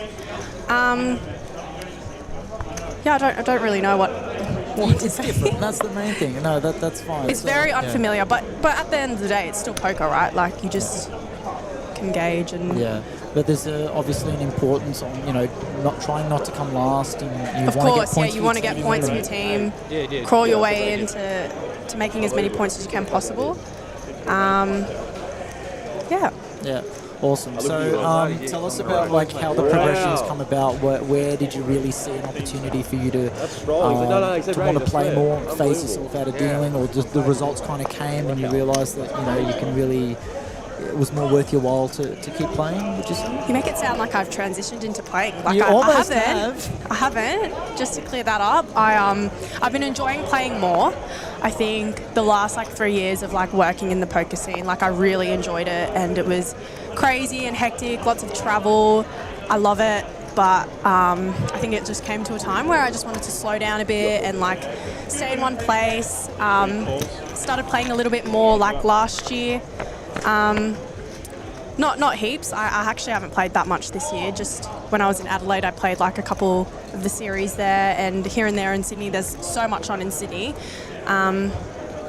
And yeah, it's been really enjoyable. Like I love the social aspect of poker. It's great, like knowing like all the people like all over the states when the series comes along and all your interstate players come. Like I'm quite familiar with everyone since I've been in the poker scene and traveling all the time. So it's really good to see a lot of familiar faces, and obviously the State of Origin is a really good example of that. We've got so many players from all over Australia come and play, and yeah, it's great to see everyone come together. Yep, so many big names as well. It was pretty much a who's who of poker when all the Origin players were walking into the room, and the vibe and the camaraderie amongst everyone was really, really cool to watch, and a great presentation as well. Now, Phoebes, the table that you were on to begin with. All right, there you are. So you were on a table with Tristan Pace, Daniel Hashem. Daniel was the first to be eliminated, I think, in the entire event. Yeah. Bert Perry, Pierre Yuka, and we were saying Pierre's won this event twice. He's won State of Origin twice, but that was 2008, 2010. He is an icon indeed. He absolutely is. And Will Davies. Now, Will, obviously, him and Lauren and Rod behind the APO. And was that the last time we saw you working at a poker series? Would that have been the most recent? I helped out at Stacked recently, but only for like a couple days. But I think APO was the last. Yeah, and you played a big role in your media responsibilities there. As we'll pause for a second, pay attention to the hand as this does get more and more intense. We've lost Malcolm. We're down to 3. Justin now with the chip lead. He's really played some great poker. He's taken aggression to these players on either side of him that are known for their aggressive play. So he's really proving himself up to this level in a field of Tasmanians that aren't quite as well known as some of the other players here today. So both players with an 8 and Justin a pip better, and with 2 pair now definitely has the goods as Liam checks it over to him. And Justin, I guess it's how big is the question. And he goes with is that 21 or 16? It's 8,000. 8. Got to get familiar with these. About scores. a third. Yeah. It's quite small. Do you think that Liam sniffs this one out and goes, it's a little too inviting? I think Liam might even put a bluff in here. Yeah, he's capable of it. There's plenty of straights that get there. There's, well, not plenty, there are straights that get there, but I just calls. As well. Yep. He's got a bluff catcher, but Justin on this occasion not bluffing and extends the lead now. He's got 3 start stacks, Liam down to 1 start stack, Joe with 2. So Tasmania here with a chance to get some extra points. And Phoebes, as we were saying, your most recent adventures, I guess, other than Stacked in the last few months on the poker scene in a work capacity, was taking on a media role at the Australian Poker Open. We saw you camera facing a lot. We were... I know, something so different, hey? But you took to it so well, and you got a lot of great feedback, deservedly so, for it was so much fun, efforts. honestly. I think because I love poker so much as well, doing this role was like a huge step up for me. Like I've never done anything like it before. Being in front of the camera, everyone said I did like a great job, but like honestly, like at the start, it was extremely nerve-wracking, and like I had never done anything like it. I was super uncomfortable, out of my comfort zone, pulling out my phone, and like filming people, like it was quite daunting, but I think it helped that like I'm quite passionate about poker and I know people in poker that it really helped, and obviously hearing like really good feedback is always a plus as well. So yeah, it's definitely something I'd love to like continue doing. Now I've got like 65.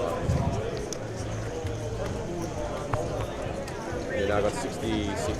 Thanks for that, Phoebe. So, yeah, it was, you were saying that you were out of your comfort zone, but it was hard to tell. And I guess one thing that does help is you're not, going into an environment where you don't know anyone. Yeah, exactly.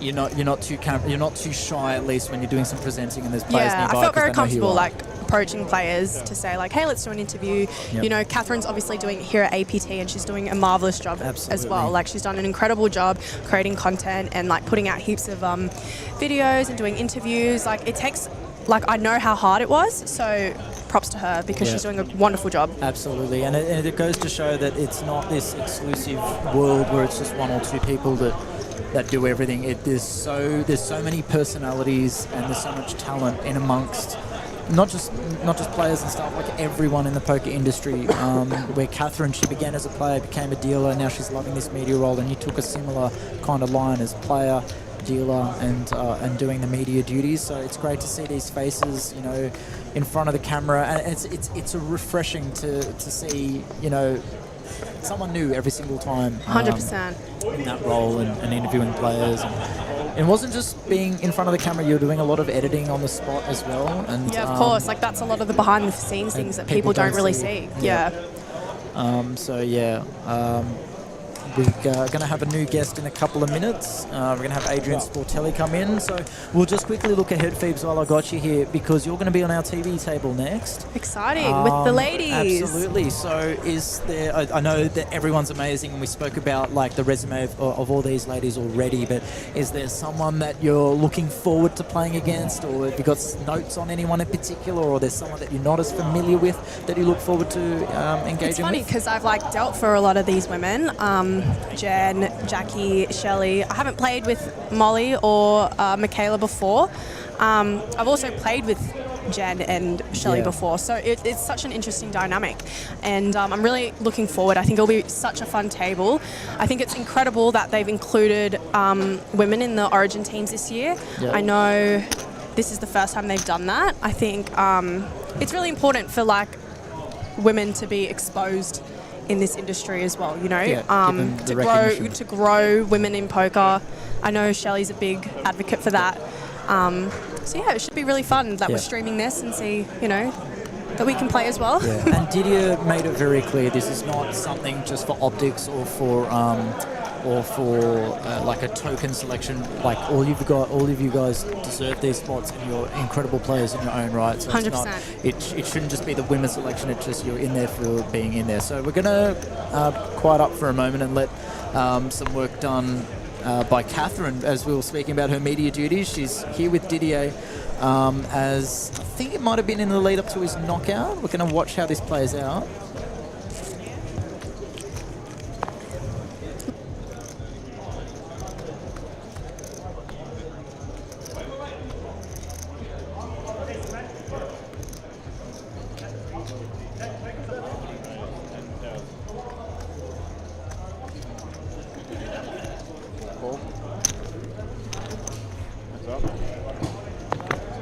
We've got an all-in and a call. King 10 with Didier versus Ace 8. Well, this man did just God mode everyone at the WSOP main event, so I'd rather be flipping against other people if I'm honest. But I always like, yeah, it's not a good start for New South Wales. Do you cover Rocky? Yeah. You guys. Sorry guys, bit of technical difficulties there. Just trying to get the video from that, or the audio from that video coming through. But we'll jump back in as we see all hands taking place, getting down to the business end. Phoebe Yan is with me, Chris Waddy in the booth, and was saying at the start of this that Phoebe, you're a local, live about 5-minute drive away, 10-minute drive away. Yeah, it's so convenient that it's very close. It's really nice. I'm the 10-minute trip away myself, and It all started for Phoebe in this area. You've played here at the Bella Vista Hotel back when APL ran the nightlies here? Back when I first played poker, which was like the local pub games. Yeah. Like that was here, you know. Good fun, see my friends. You've got titles at Bella Vista Hotel in the past, so there's Honestly, an advantage I don't there. remember. You do. I came up, I saw it recently. You won a title that's so here. funny. You've got winning form here, and with that, we're going to have another icon join our seat. Phoebe, thank you so much for joining us. We can't wait to Thanks see for you having me. on the feature table. Yeah, should be exciting. Have some fun with it. You're not worried. Say nice things, please. I absolutely will. And have you played on a feature? Oh, you've played on Stream Tables before. Yeah, I was on there earlier this week. Yeah, so we're going to see you again here. Does it faze you at all playing, so everyone can see what you're doing with your cards? Nah, not Or you really. just don't think about it that much? Who cares, right? You've dealt Shouldn't enough care on what the people stream think. table. Absolutely. I love that. All right, thank you so much, Phoebe. See you to later, have you again. guys. Good luck. All right, so Phoebe and a Hills local here in Northwest Sydney. The big names just keep on coming, and right now next to me, one of the biggest personalities in the room, part of the international team representing Italy, his Italian heritage. We've got Adrian Sportelli. Sporto, how's it going today? Good, Chris. How you going, mate? Well, now, look, we've mentioned it a couple of times on stream. A big hand earlier against Michaela. I've mentioned it a couple of times. Do you want to talk us through your perspective of what happened? Well, I'm going to say I got in on the turn, but I got it in on the flop. Yeah. So the flop was low. It was 4-4 deuce or 4-4-3 or something. And I 3-bet pre, she 4-bet with aces on the button. And I had tens, but I donk led all in on the flop. Then she slow rolled me, called over a teammate, said, I think I'm B. And then slow rolled me with aces. And then she got justice because the 10 come on the turn and she started crying. But then the ace peeled off on the river and destroyed me. Yeah. Some people have said it. You've been loud all week, but they've never seen you quieter. When I lose, I become a big baby and I just sulk. I don't talk to anybody, I don't say anything, not chirping. But when I'm winning chips, I don't shut up, so. Well, we want to hear more of you, and that's for sure. So we want to see you run deep again in some of the later rounds. And Michaela, last we checked, we'll need some updates from our scouts around the room to let us know what's happening. But our last update was Michaela with a big heads-up chip lead against Maddie Jin on her table. Yes, they've evened out a little bit now, I think. We've got a hand here now. We've been talking a lot between myself and my guests as they've come through into the booth. And we haven't really paid attention too much to the feature table hands. And we don't want this to be all about analysis and strategy. And we want to really just have a bit of fun, talk about the players, talk everyone up, have a good time here. But we do have a big hand. Pocket fours for Liam up against Justin's Kings. And their chip counts are almost matching. This is a huge spot. Whoever wins this pot will have 200k. It's only 2x start, so they haven't got piles. This will be for 4 starts tax. What do you mean? Well, they're both at 100k. Yeah, the total pot. Yeah, the total pot. King's looking good so far. Yeah. And we'll hold Liam J, who left with a big blind now. So Standard for Liam. Yeah, I think you do too. Yeah. Liam loves getting in behind. Now, how's the week been? You've been here. You've been on our chip in a box series. Yep. Yeah, 1 2 out of 2. I got a third one today, sometime. Week's been good. I got a nice bag in the main last night. I'm pretty happy about that. Yeah, 800k. 800k. That's is that 10 star stakes? Is that That's start with 80. Yeah. Yeah, so 10 star stakes. Yeah, a little bit pretty good. And come back to tomorrow, so to play it out for the win. But you got a job to do today. You're part of the international team. And behind so far. Finished 5th. I got 5,000 side bets. I've got to get points. I've got to get points. Bert's gonna destroy me with his boasting and needling. I'll never live him down. That's worth way more than the money. Yeah. I It's can't all about lose. pride. The money's not a thing. It's all about exactly right. It's all about winning. Exactly right. So let's look ahead to your next table. Where is there you are. You're going to be on table 2. You're the icons table. Yeah. So you've got Sharif Darius, George Mamakas, Rob Spano, Michelle Anunu, yourself, and Pierre Ayuka. What a table. What excites you? You're going to have some of the loudest players in the room. You're going to have Rob Spano with his yeah babies. Yeah. What's your catchphrase to compete with that? What's my catchphrase? I don't really have a catchphrase. Well, let's workshop one. Players, if you're watching in the chat, and if viewers at home, give Sportelli a catchphrase to work with. He's got to compete with Spanos. Yeah, but give us a yeah, baby. Give us a Spano. Yeah, baby. Yeah, baby. They've got to be louder. They've got to hear you out there. You want me to yell to the mic? I'll turn your mic down. 1 second. Just make sure you Oh, that's my mic. Okay, you want give us a yeah, baby. Yeah, baby. There we go. That's Spano. That's good. All right, here we go. So, chance to find a ladder here for Joe and Justin as they. Are they going to check it down? Presumably, will check this down, despite Joe. 7,000. Joe's, No, Joe, Liam's got a flush draw. Joe has bet. Yeah. Now Liam has a straight flush draw. Actually, he's got any four, any diamond, any four, or any diamond. That's what we're looking for here. If you're Liam Joe, who are looking to survive, but he's hanging on by a thread. I think it's pretty unfair. Knowing Liam, he just always gets there. This guy. He's got the straight flush. He's got the straight flush. He's just the biggest box, man. Okay. That's my 4. Well, that's my 4. Okay. Now they are on delay, but I promise you, I did not know that. I didn't know that either. No. I haven't watched the table at all. So for one big blind there, well, like any four, any diamond. How about the 4 of diamonds? All right. Jeez, imagine if that was for piles. That would have been crazy. Yeah. Well, he had plenty of outs, so it's not. Yeah.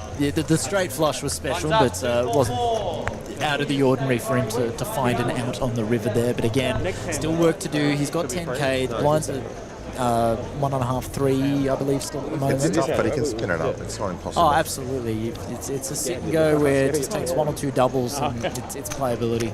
Justin's really got them out chipped, hasn't he? He does, but Joe's someone that you can never write off. Heads up, and now the dynamic changes when you're 3-handed as well. You know, totally. These kind of hands, these ace deuces become monsters, and you run into a bigger monster. But we're going to see a chop most of the time, but stranger things have happened. Liam's not happy, but the odds are we'll see a chop here. Actually, stop Liam looking for a second double. A deuce would be nice. If he finds a 5 to come alongside a 4 and a 3 as well, it'd be a wheel. Otherwise, it'd be a chop. Oh no! Fall in a window. He wants high cards here, Liam, and that's a bad flop. Open-ended for Justin. He's in trouble. If I actually lose like this is crazy. He's going to need some running high cards. There's one of them. He's got the deck. There's 31 outs. Crazy, by the way. 31 outs. Is it enough? There we go. Yeah, they'll chop it up. It's a chop all day. Andiamo lucho. When you see the outs come up at the top of the screen, and there's not enough room on the screen, that's the too many outs syndrome. That's when it's like it's too many outs to win. But that was more than half the deck, wasn't it? 31, yeah. Oh my goodness. More than half the deck.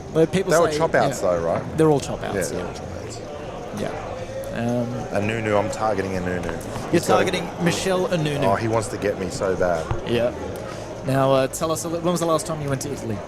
Last time I went to Italy? Oh, God. When was the last time I went to Italy? It was supposed to be this year, actually, but it might be like 7 or 8 years ago, maybe. Oh, yeah? What was meant to happen this year?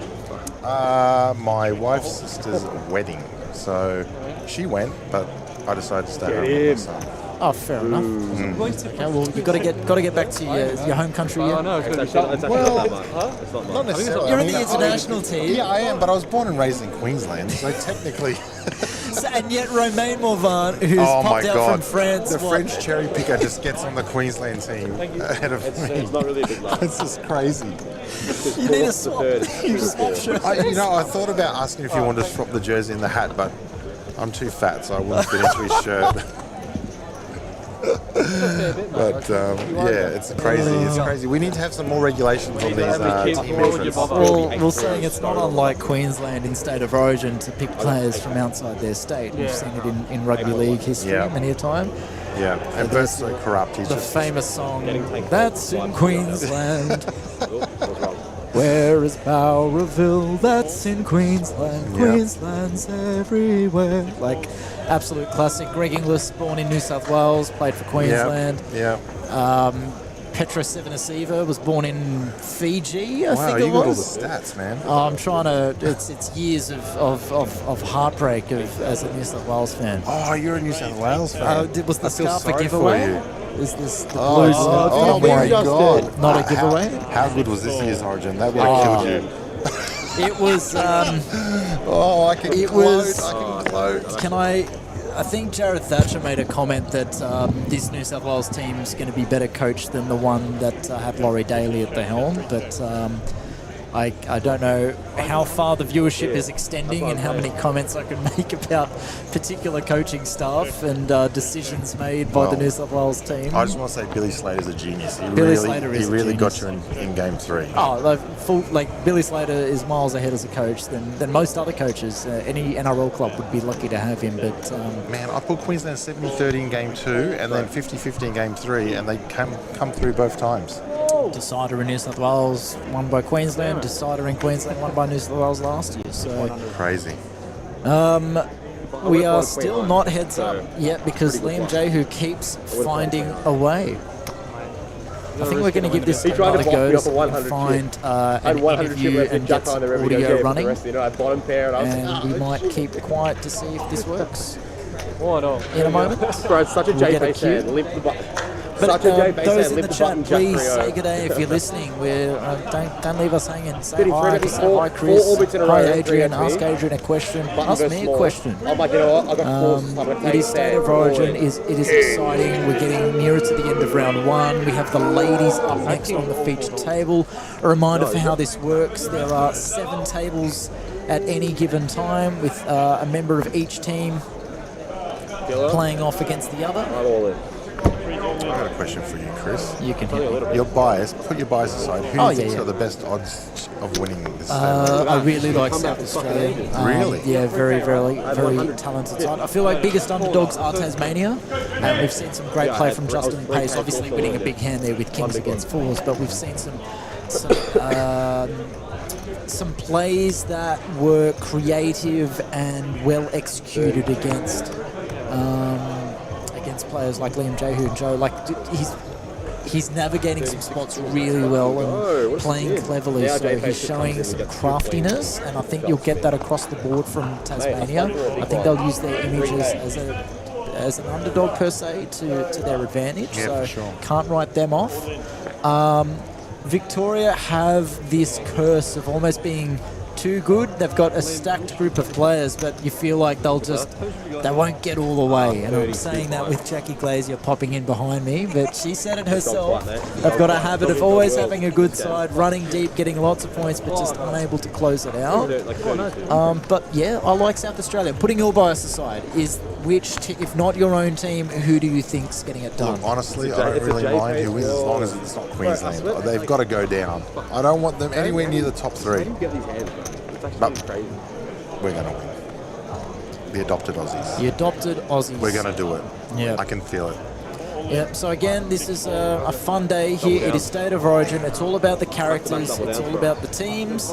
Going to have plenty of guests popping in and out of the commentary booths. Yes, we've got our feature table with all the action. With the tables behind showing some of the side tables. He tried to block me 100 Is that yourself? Yes. Yeah, there's you chatting with Jackie Glazier. So that's the thing with the 25-minute delay. One moment you're on the screen whilst they're also simultaneously commentating. But I think there's a big emphasis today on really sharing the spectacle of the event. And yes, there's poker going on, but this isn't, deep day 3 of a massive event where it's all about the strategy. It's all about fun, fighting for the points. Yep. And you've got these skillful players who are just going to be making the right moves the majority of the time. And Joe here, ace-9 offsuit from the button, 3-handed off a short stack. You're going to see a lot of folding 3-handed here. It's just going to be shoving and folding. And Joe and Liam are short. They don't really have much choice. Justin's just got to pick them off. That's all. He's just got to wait for the right spot. Well, again, there's pay jumps in terms of the points here. Jesper in the chat, yes, that is the whole New South Wales team on the sideline. Phoebe and Rob Spano. Phoebe was just with us a moment ago in the commentary booth. Her and Rob both finishing in 3rd. Matt Wakeman ran into a poker pair with Ace King and lost. Yeah. Yeah, he busted Michaela from Michaela knocked out 4 other members of her table. Yeah, she knocked everyone out. So Liam, he's gone from he had 3K or 4K a moment ago. Wow. And he's 10x that. And sits at 36,000. So still just the 9 bigs, but from having won a moment ago, we were saying that anything can happen. So you can never write off anyone. Two double ups. Yes, that's the thing with sit and goes. That's the difference. You want to hang in there. It's all about laddering here. 3-4. You got the points. What's the point difference between second and third? So 9 points for first, 6 points for second, 4 points for third, 2 points for fourth, 1 for fifth, but 0 for sixth. So you got 1 point? I got 1 point. You got 1 point. Yeah. Who was the first out on your table again? The French cherry picker was first out on my table. Romain. Yep. Yeah. Yep. So he blasted off first 2 hands. He just couldn't help himself. He had to bluff river on both hands, and he got called down and lost. Yep. And again, looking ahead, so we saw your second table is all the icons, and for round 3. Sorry, I don't know about You're going to be on a table with Daniel Hashem, Dylan Wade, Jared Thatcher, Armand Van Wyk, and yourself, and Molly. It's a good table. I know most of the players there. I know their playing styles, tendencies, so it should be not too hard if I can get a few cards, get a few hands. I know a few ways of trapping some of those players, so opens on the it'll be button interesting. 11, bro. No one's got a raise call on the button. Bit of a challenge with some of those guys, but Who's had a raise call on the button for 11? Six-handed, man. Anything can happen, really. Yeah. It's just the king 7 off. All right, let's really zone in on this feature table that appears to be dwindling towards a finish with Liam 26k, Joe Sandaya 42k, and Justin Pace in control 232,000. So if you're Liam and Joe, are you still playing for the win, or it's a battle of like who can get the 6 points? No, it's a ladder, 2-point ladder, man. Yeah.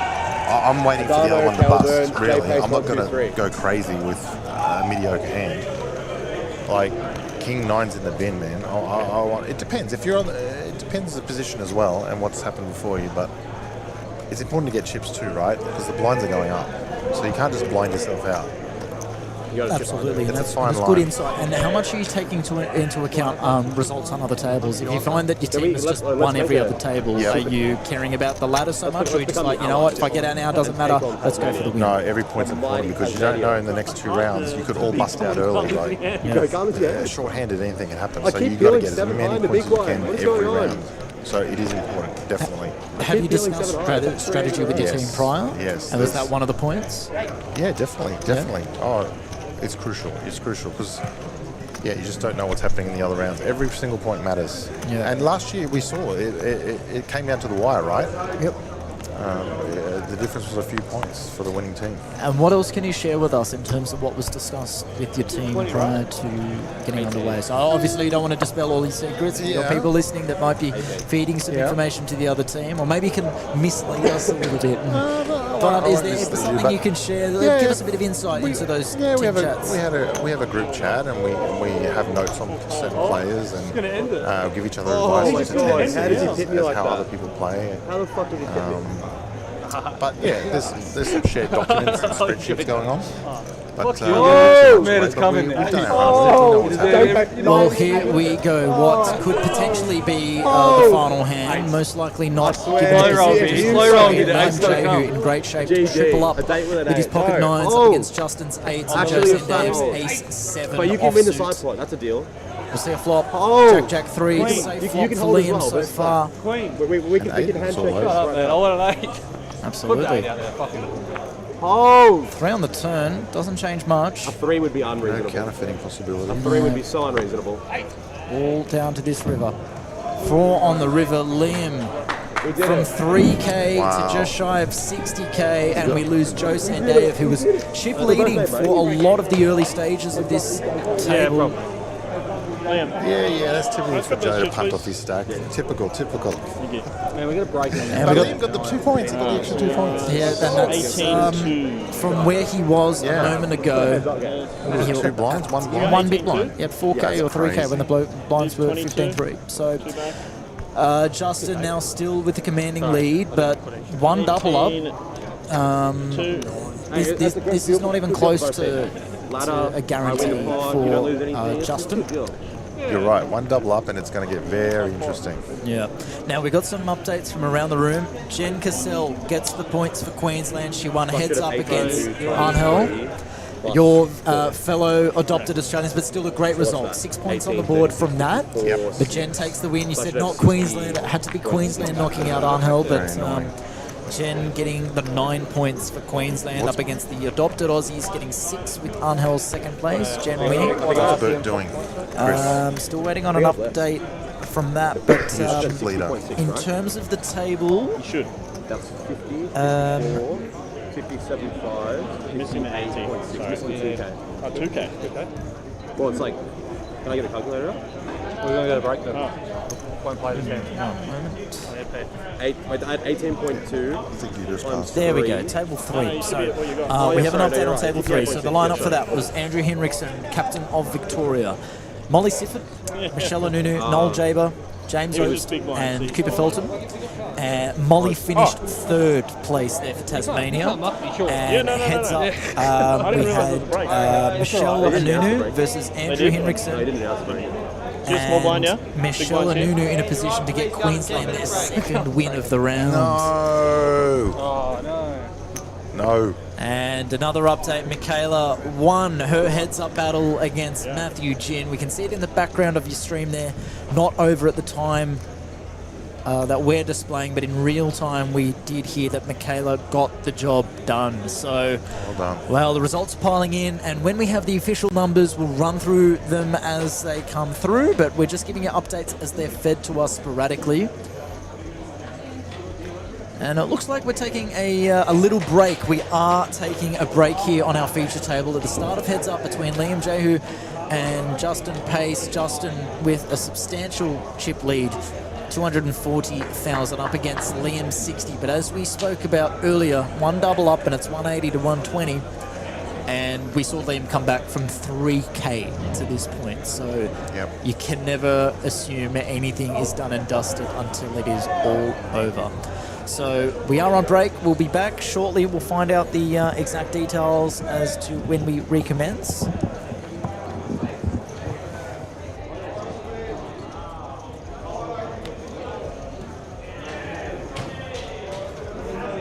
And for those just joining us now, thank you so much for tuning in to APT's coverage of the State of Origin, the 2nd edition since its return. It paused in 2013, I believe. Team New South Wales. Not when the Western best Australia start in the won it world. back How are then. we going We'll to let get the better audio for from round this 2? go through. What's the goal here, guys? Win more flips and don't get cooler in Jared's case. I can definitely say that. Jared made the awful mistake of getting queens in against Ace Jack. Deciding to fold. Dumb poker, reckless. I'm ready to quit. Like, it doesn't take much. Queensland spirit's high, and I hate Queensland. Just off it, and I'll probably just punt. I'm gonna be honest. Oh dear, we got a punt in New South Wales. What about you, Wakeman? As you can see, morale is very low at the moment. But I think we just have to win Sydney's. So we just have to. It is a sit and go format. You know that. Yeah. Yeah, no, we need to run good. That's the bottom line. We've watched all these other turkeys run good. It's our turn this round. So it's our chance to get off the bottom and get up to the top, because we're going to outflop every single person in this tournament. So round 2 is the team? Yeah, round 2? I got 0 points in my first 2 rounds last year, and we were able to come back and still get 2nd place. So, I mean, there's no... Doesn't count for anything. The point is the comeback's there, Matthew, you know? We can still come back. Just need to win a few sitting guys. Yeah, well, we need the pep talk from the captain, basically. All right, well... More leadership. Jared needs us more than... Leadership has let us down. It was All never right. strong to begin with. Go talk to your team. Go pick up some I morale. think Malcolm might already be at the pokies, so we got to go and rescue him as well. Spinning it. Let's spin it All up. right, spin it up, guys. Good luck. Zero stacks. Thank you.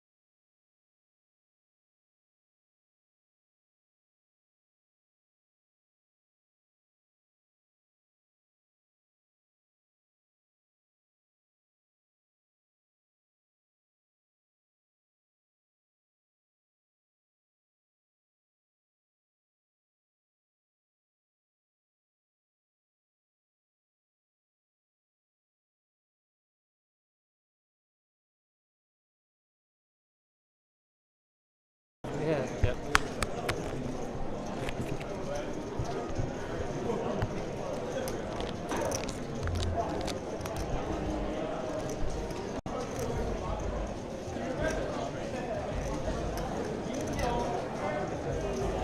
And we are back after the break. Thank you for your patience, ladies and gents. People raises to 10.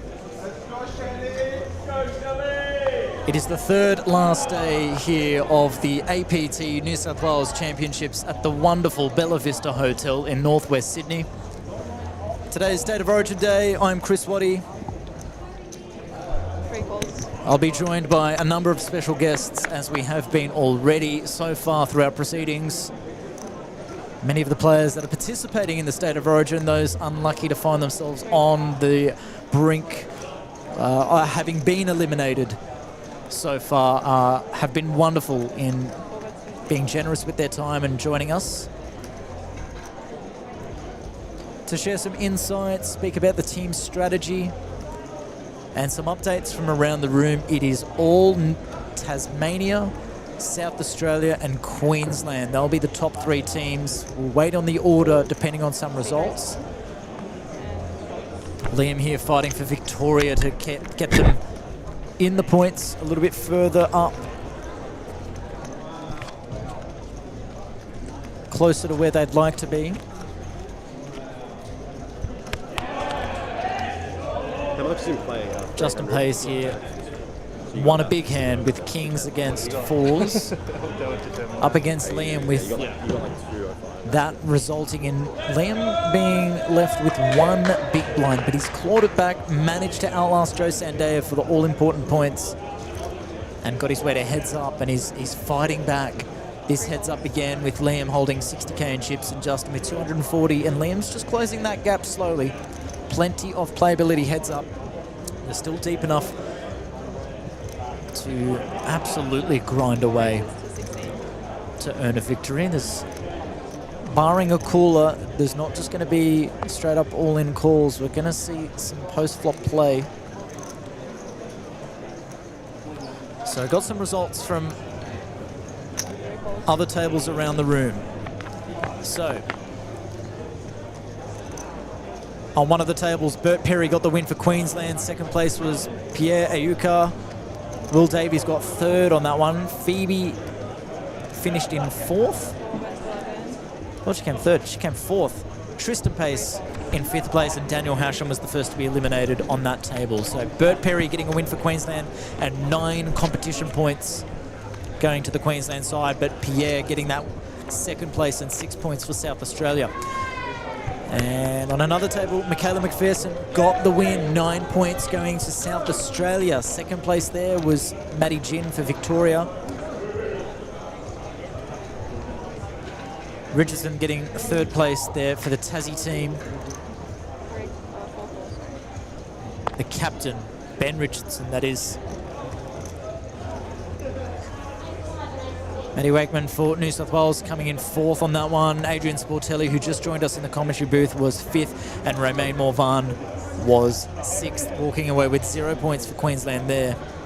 3 raises 16 and As we see Liam take it down with the King Queen suited.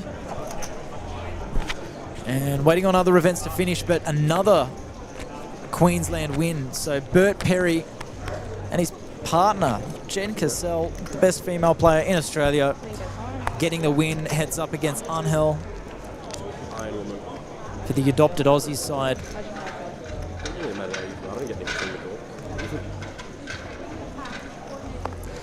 And I'm on my own at the moment, but whenever I see someone special pop past, I encourage them to come in, and she's already joined us so far today, but we'd love to have her back again. Jackie Glazier, welcome back to the booth. Great. Thank you. Yeah, great to have you here again. Now, we're just looking at some of the results from some of the other events. We saw Jen Cassell get the win, heads up against Angel. Rob Spano in 3rd for the New South Welshmen. Yep. And Victorians there, Chris Kokonos coming in 4th. Couple of points on the board there. Yeah. We had Michaela McPherson get the win, heads up against Maddie Jin doing well to get 2nd. Yeah, I mean, he fought pretty hard there. Michaela went into that heads-up match with a very, very big chip lead, and he fought back for ages but couldn't get it done. But can I say the girls, other than me, have absolutely killed it. Yeah. Shelley's done amazing. Molly's done amazing. We're 2 female winners so far. I just keep thinking that they're going to be exhausted for the next round, and I'll be super fresh. That's the thing. That's where the team element comes in. So we'll pay attention back to this hand again. We'll just saying before that Liam J, who found himself down with 3K up against at 3-handed, so he had pocket fours against Justin's kings. Kings held left Liam with a singular big blind, and he's come back from that. Turned it into, he got up to 100K at one point, but down to 84 at the moment. But it just shows that it's not over till it's over, and there's still playability left in these heads-up battles. Definitely. So Jen Cassell getting the win. Now over on the other tables, we have Jen getting that win, and on the table with the Victorian captain. Hendricks are moving into captaincy now? Yes. Would you like to know the result of that? Is it over? Yes. It's done? I'd love to. Okay, so... Victoria got the win there, that's right. Victoria did get the win. Molly ended up leaving herself with, I think, less than 1 big blind. And she ended up folding in a hand that was between Michelle and Andy. And Andy knocked Michelle out, and Molly got the second. Wow. So that's, we were talking about this ICM approach about trying to ladder, get the points as much as you can. So even with half a big blind, to find a fold if it means that you can jump up the spot. She got the double on that one hand, and then she folded the next hand. Like, she was all in for a big blind, and I think there was some action. She folded, and they... Look at this. All right, back to the hand back to the hand in play here. Got Liam. So Justin check raising this flop. So Liam's got ace queen high here with the ace of diamonds in his hand with some backdoor outs. There's lots of turn cards that can really help Liam's hand here. But Liam's going to need to see one of those helpful turn cards, and that is one of them. Yeah, that's a good turn card. But what a play from Justin. Check raising that flop, which against most players would just work, but Liam trusting himself and his game to take it to the next street, peel a card, knowing that there's a lot of cards that can help him. And I don't think there's a better card in the deck that he can ask for than the Queen of Diamonds. It brings in the backdoor nut flush draw and a pair. And I don't think he's going anywhere. Do you find a jam here if you're Liam, or you're happy to take? You've got showdown now in the form of that queen. Size? And I think with the check raise, it's either all or nothing. So he knows that Justin can be bluffing here. So he doesn't see the value in jamming. So I like that from Liam, just seeing a river card, and obviously it's paying dividends here with this river. So you can't be putting Justin on kings here. You can be representing sets like 6s and 5s that possibly check raise that, but I think we might see some further action with those kind of hands pre-flop. So it's a lot of maybe king 6, king 5, 6, 5, those kind of 2-pair hands. Yeah. And with the running queens, Liam is in a position where he just knows that he's good the majority of the time. Well, a great run out for Liam, and that's looking good from a Victorian perspective. Yeah, for sure. And I think too, credit to Justin there on the check raise as well. Like, a lot of players would never make that kind of play. Yeah. So it just shows he's happy to get creative and make some moves, and hard to underestimate. And he's not super new either, but I think too, he's in that stage of. I mean, we're all in the stage of learning curves and stuff like that as well, because the game evolves all the time. But it's when you put yourself out of your comfort zone and get kind of creative that you grow. Well, we'll pause it up there. We've got the moment that Jen beat Angel heads up. We're not sure of those exact hands. I know the hands. You know the hands? Yeah, we're getting some zooming. Look at this. Technology these days. Yeah. King, Queen versus Jacks. Queen on the river. Yeah, it all went in pre. It all went in pre, and then, the girl, the Queen on the river. Queen on the river. There we go. Queen for the Queen. Yeah. Well, we're just talking about what a talent that Jen Cassell is. She's amazing. Absolutely just dominating in terms of, like, whenever she plays, like, she's always going to be, she's more often than not going to be the best player at the table. Yeah. One of our strongest female representative, the Look, strongest she's not in even just Australia. like let's take the female out of it. She's just you one of know, the strongest like, players. yeah. That's what I mean. So, and she's top 50 female worldwide, or on the brink of that ranking, I believe, in terms of GPI. But yeah, she's someone amazing. that you don't want to come up against on the poker table. So back to this hand, Liam, you know, ace high is pretty strong heads up, and on a paired board, you know, it does have showdown value. But Justin, we can see with the trip queens, depending on his sizing here, if he goes for a polarized big bet here, like if he overbets pot, which is that what he's done?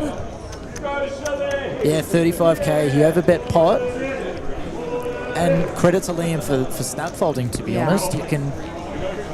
There are some hands that you could find a call with the ace high, and that's the point of that polarized bet. You want to bet big, so you're telling your opponent you've got it. You've just got the absolute best hand, or you've got complete bluff, and it's to try and get those single pair hands or those ace high hands to find a bluff catch in that spot. So, but Chris, I think I have to leave you because even though this is on a delay, this is on delay. What? I could be needed. You could be next, hypothetically, if everything's actually done right now and we're due for round two. Yes. Yeah. I should be maybe not in here, and I should be out Yeah, there. okay. Maybe I'm avoiding that female table. Like, Oh, we've got the stream table coming up, Jackie. We're going to see you on the TV table with all the ladies. Yeah, it's we're just gonna be talking amazing. about Jen Cassell, Michaela getting a win, Yeah. Molly coming second. Yeah. You've got some work cut out for you, Jackie. Yeah. Look, Shelley's still playing there in the She background. got some heads up. We don't know the result in that one, but yeah, the ladies have been at the top You might be able end. to see it through on the cameras with that. I'll leave that. Yeah. Well, Jackie, I'll keep calling this hand. We'll let you go get ready for that feature table showdown, and we cannot wait to call it. We can't wait to see how it We'll plays see. out. It's going to be a lot of fun. I'm Thank you like so looking much, forward to Jackie. that the most. Yeah. Go Rep Victoria, repping APL as the Yeah. APL ambassador, and part of the strong contingent of ladies here today Yeah, at for State of sure. Origin. Thanks, Chris. Thanks, Jackie. Bye. Jackie Glazier there. She's off to prepare for her showdown on the feature table amongst the ladies. And that's going to be up next after this heads-up battle concludes between Justin Pace and Liam Jehu. And Justin there just extending his lead a little bit. The chip counts got virtually even a moment ago.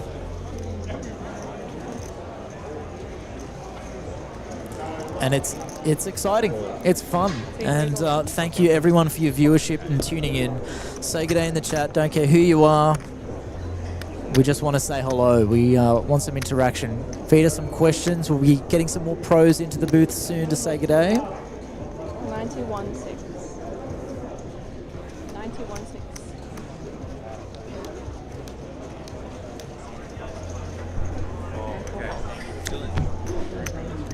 And on table 7, we had a lineup of Lachlan Crilly, Jared Thatcher, Shelley Pooley, Jonathan Karamalakis, Tom Sifford, and Sharif Darius. Now the rankings for that one, we had Jared Thatcher, Vanessa Valls busting out first with 0 points. Lachlan Crilly gets, I believe, what was his first point in State of Origin after going pointless in the 2024 edition. So Lachlan getting a point there for his 5th place result. Tom Sifford for the Tassie team getting 2 points for 4th. Sharif getting 4 points for his 3rd place result. And heads up with Shelley Pooley and Jonathan Karamalakis. I believe last we checked, Karamalakis for the South Australians had the chip lead as Shelley, another lady to get to top 2. I believe that's 1, 2, 3, 4 ladies. I think 5 that got to heads up. Probably not. 4 ladies that got to heads up. So Phoebe was 4th in her showdown. Kayla won it. Jackie, unfortunately, was the first to be eliminated on her table. Shelley heads up.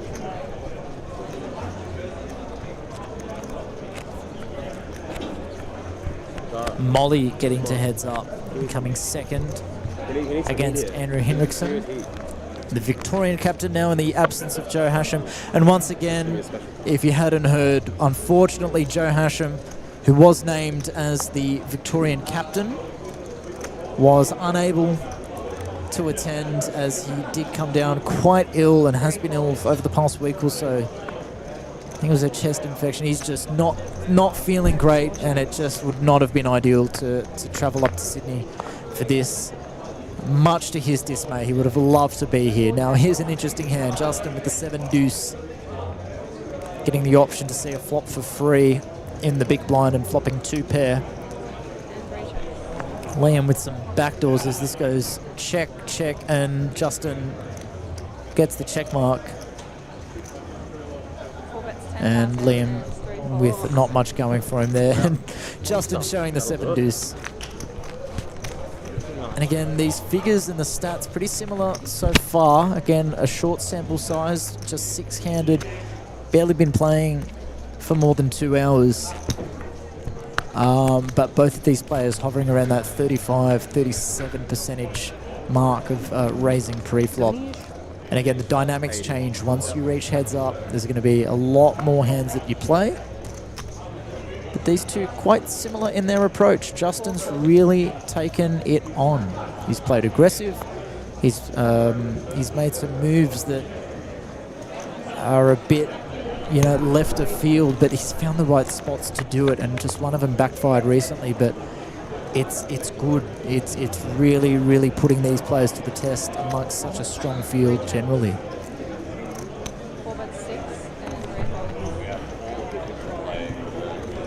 It's beautiful. We are cooking with some serious guys. At least we're not going to be out of it after the fourth round. We'll be first. So once again, there's going to be 3 rounds. Our next feature table stream will be showcasing all the ladies today. Because they suck. You guys suck.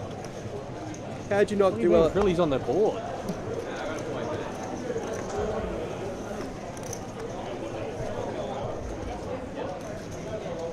All in. That's good enough. All right, we have an all-in call. Oh no, no, not an all-in call, just an all-in from Liam, and quickly folded by Justin. That would be my run, isn't that right? And again, 14 bigs for Liam, very playable heads up. All in. I had a straight flush draw on the turn, all in as top pair.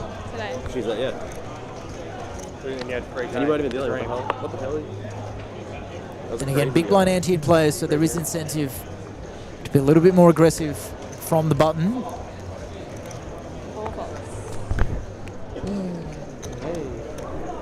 And as we say that, of course, Justin folds. But again, 70% of the chips in play. Justin probably taking a cautious approach, knowing that he doesn't need to get too fancy and just needs to wait for the right spot. And that chip lead will hopefully work in his favour. But as mentioned, it's not over till it's over. I had one of these. Straight flush on the rip. Straight. Then I made a straight flush.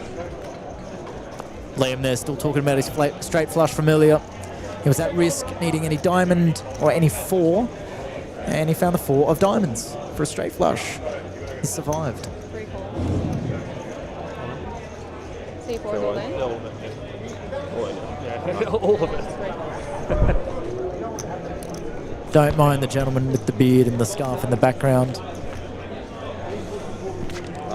Don't look at him. Thank you, Chris. Some more comments coming through. Thank you for joining us, please. Yes, if you are watching live, say hello. Love the interaction. Chris Fazio, who was in the room yesterday, I'm not sure if he's around today. A local here in the Hills District. A couple of good scores recently. He went deep at Poker Palace, and I think it was their main event. And Rob Madsen, one of Tassie's finest, showing his support for Justin in the comments following the fellow Tasmanians. So once again, the teams that we have. 6 in total. we have South Australia, we have Victoria, we have New South Wales, and we have Queensland. And 2 overseas teams. We have the Tasmanians from overseas and the adopted Aussie side. I got told to limit the dad jokes, and that was my first one. And they're that bad that some people are going, what, that was a joke? Yes, Tasmania is overseas. Hi, Key, in the chat. Thank you, thank you. Hello to you. We speak about Amin Riazadi winning the APL Million last year, main event. Well, Heike was second place, over $400,000 there for him, and he was the entertainer that whole time, and especially on that final day. Big mantra of gamble, gamble, taking risks, putting others to the test, blind shoves. It was quite the spectacle, and we cannot wait to see him playing wherever he plays next. All right, Liam on the button, the Jack 10 off. He's got all options open to him. It's a hand that you can perhaps take post, happy to raise it, happy to stick it in the middle, which he does. He collects the blinds, and again, off a stack of sub 60K, I think we lean more towards stealing that big blind and the big blind ante. And he moves just up to 70K now. He's just got to grind his way up, hope for a double up.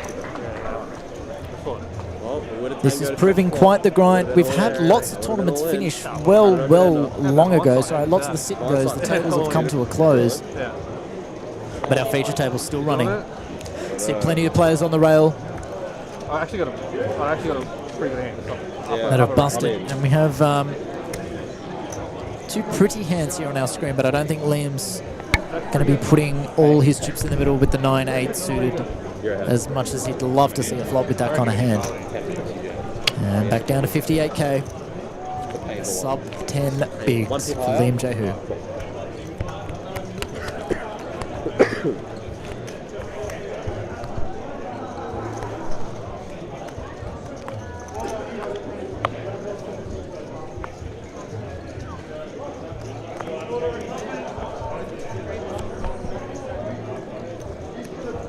So hot here, holy shit.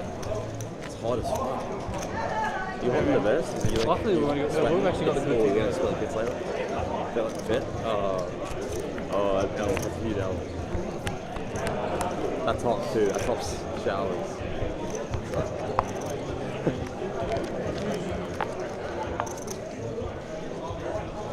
This could be the one. All in. And you hold? We get to squeeze this one together. How good is it? What are we talking? Oh, no That's side, a good one. no side. That's a really good one. Hey, Andrew, we're all in. We're all in. We're all in. Aces, we got aces, heads up. Liam finding aces at an opportune time against Justin's Jack 7. He's semi-dead. It's a safe flop and an even safer turn to give him the check mark, and Liam finds the double. Again, a reminder, ladies and gents, Liam was down to 3,000, just thereabouts, when the blinds were 1.5K, 3K. You looked at one and called. 49.6.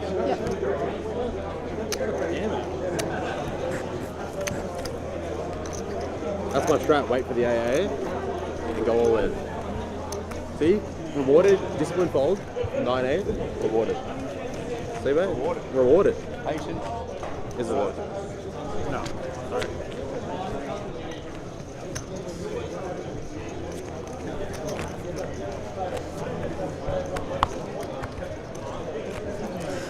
We heard Liam just a moment ago saying that's his trap, wait for the AA and go all in. Obviously it meant in jest. Liam, very capable player. Definitely not one to sit around and wait for aces. He'll make moves, play aggressive, and this hand looks just as good as aces does when he heads up. The ace deuce off. A jam, and Justin letting go of the 3 deuce suited. This is a grind between these two.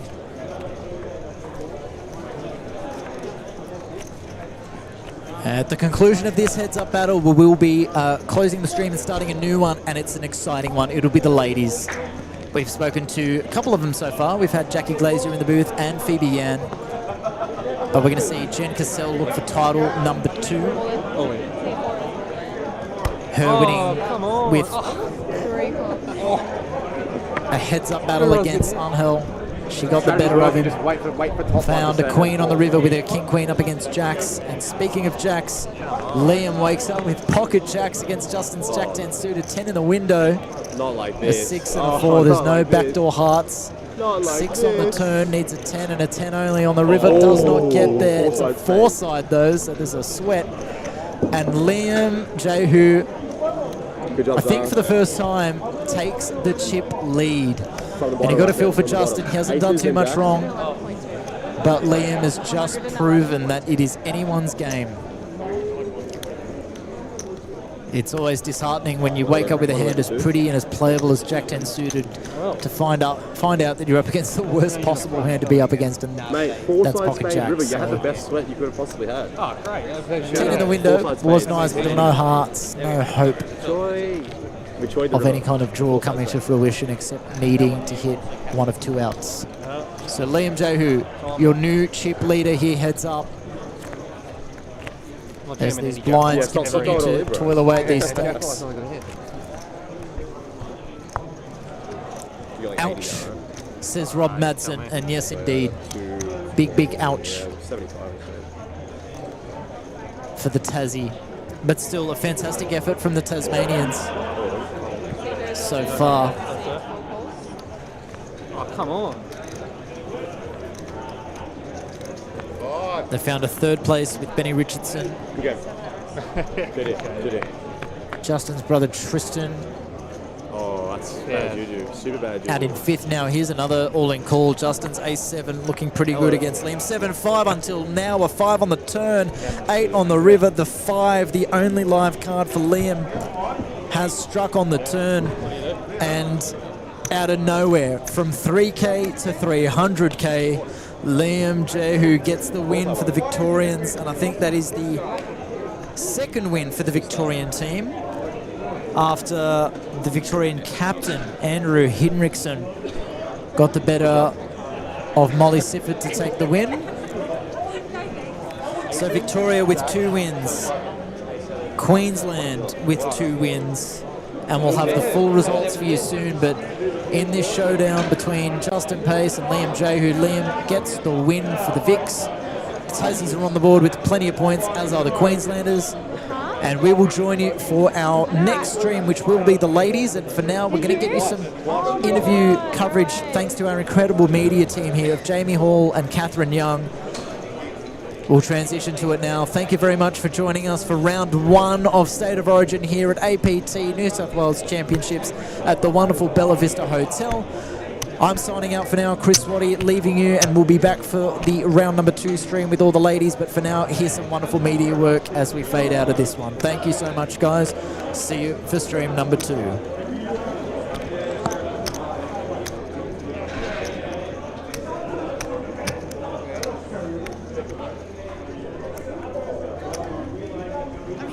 South Australia. We've got James and Jonathan. So congratulations on winning your sit and go, first of all. Tell us about the rest of your team. How are we going right now? Absolutely crushing. When I first started, we looked over with James and we're out, and then all of a sudden we're into it. How's team morale? Team morale's very high. I'd say probably the highest out of the teams. And how does your sit and go? Yeah, pretty bad, but I feel like I just want to get on this back. My whole team's carried. You're being carried. The James office is being carried. It's feeling it, I reckon. It's so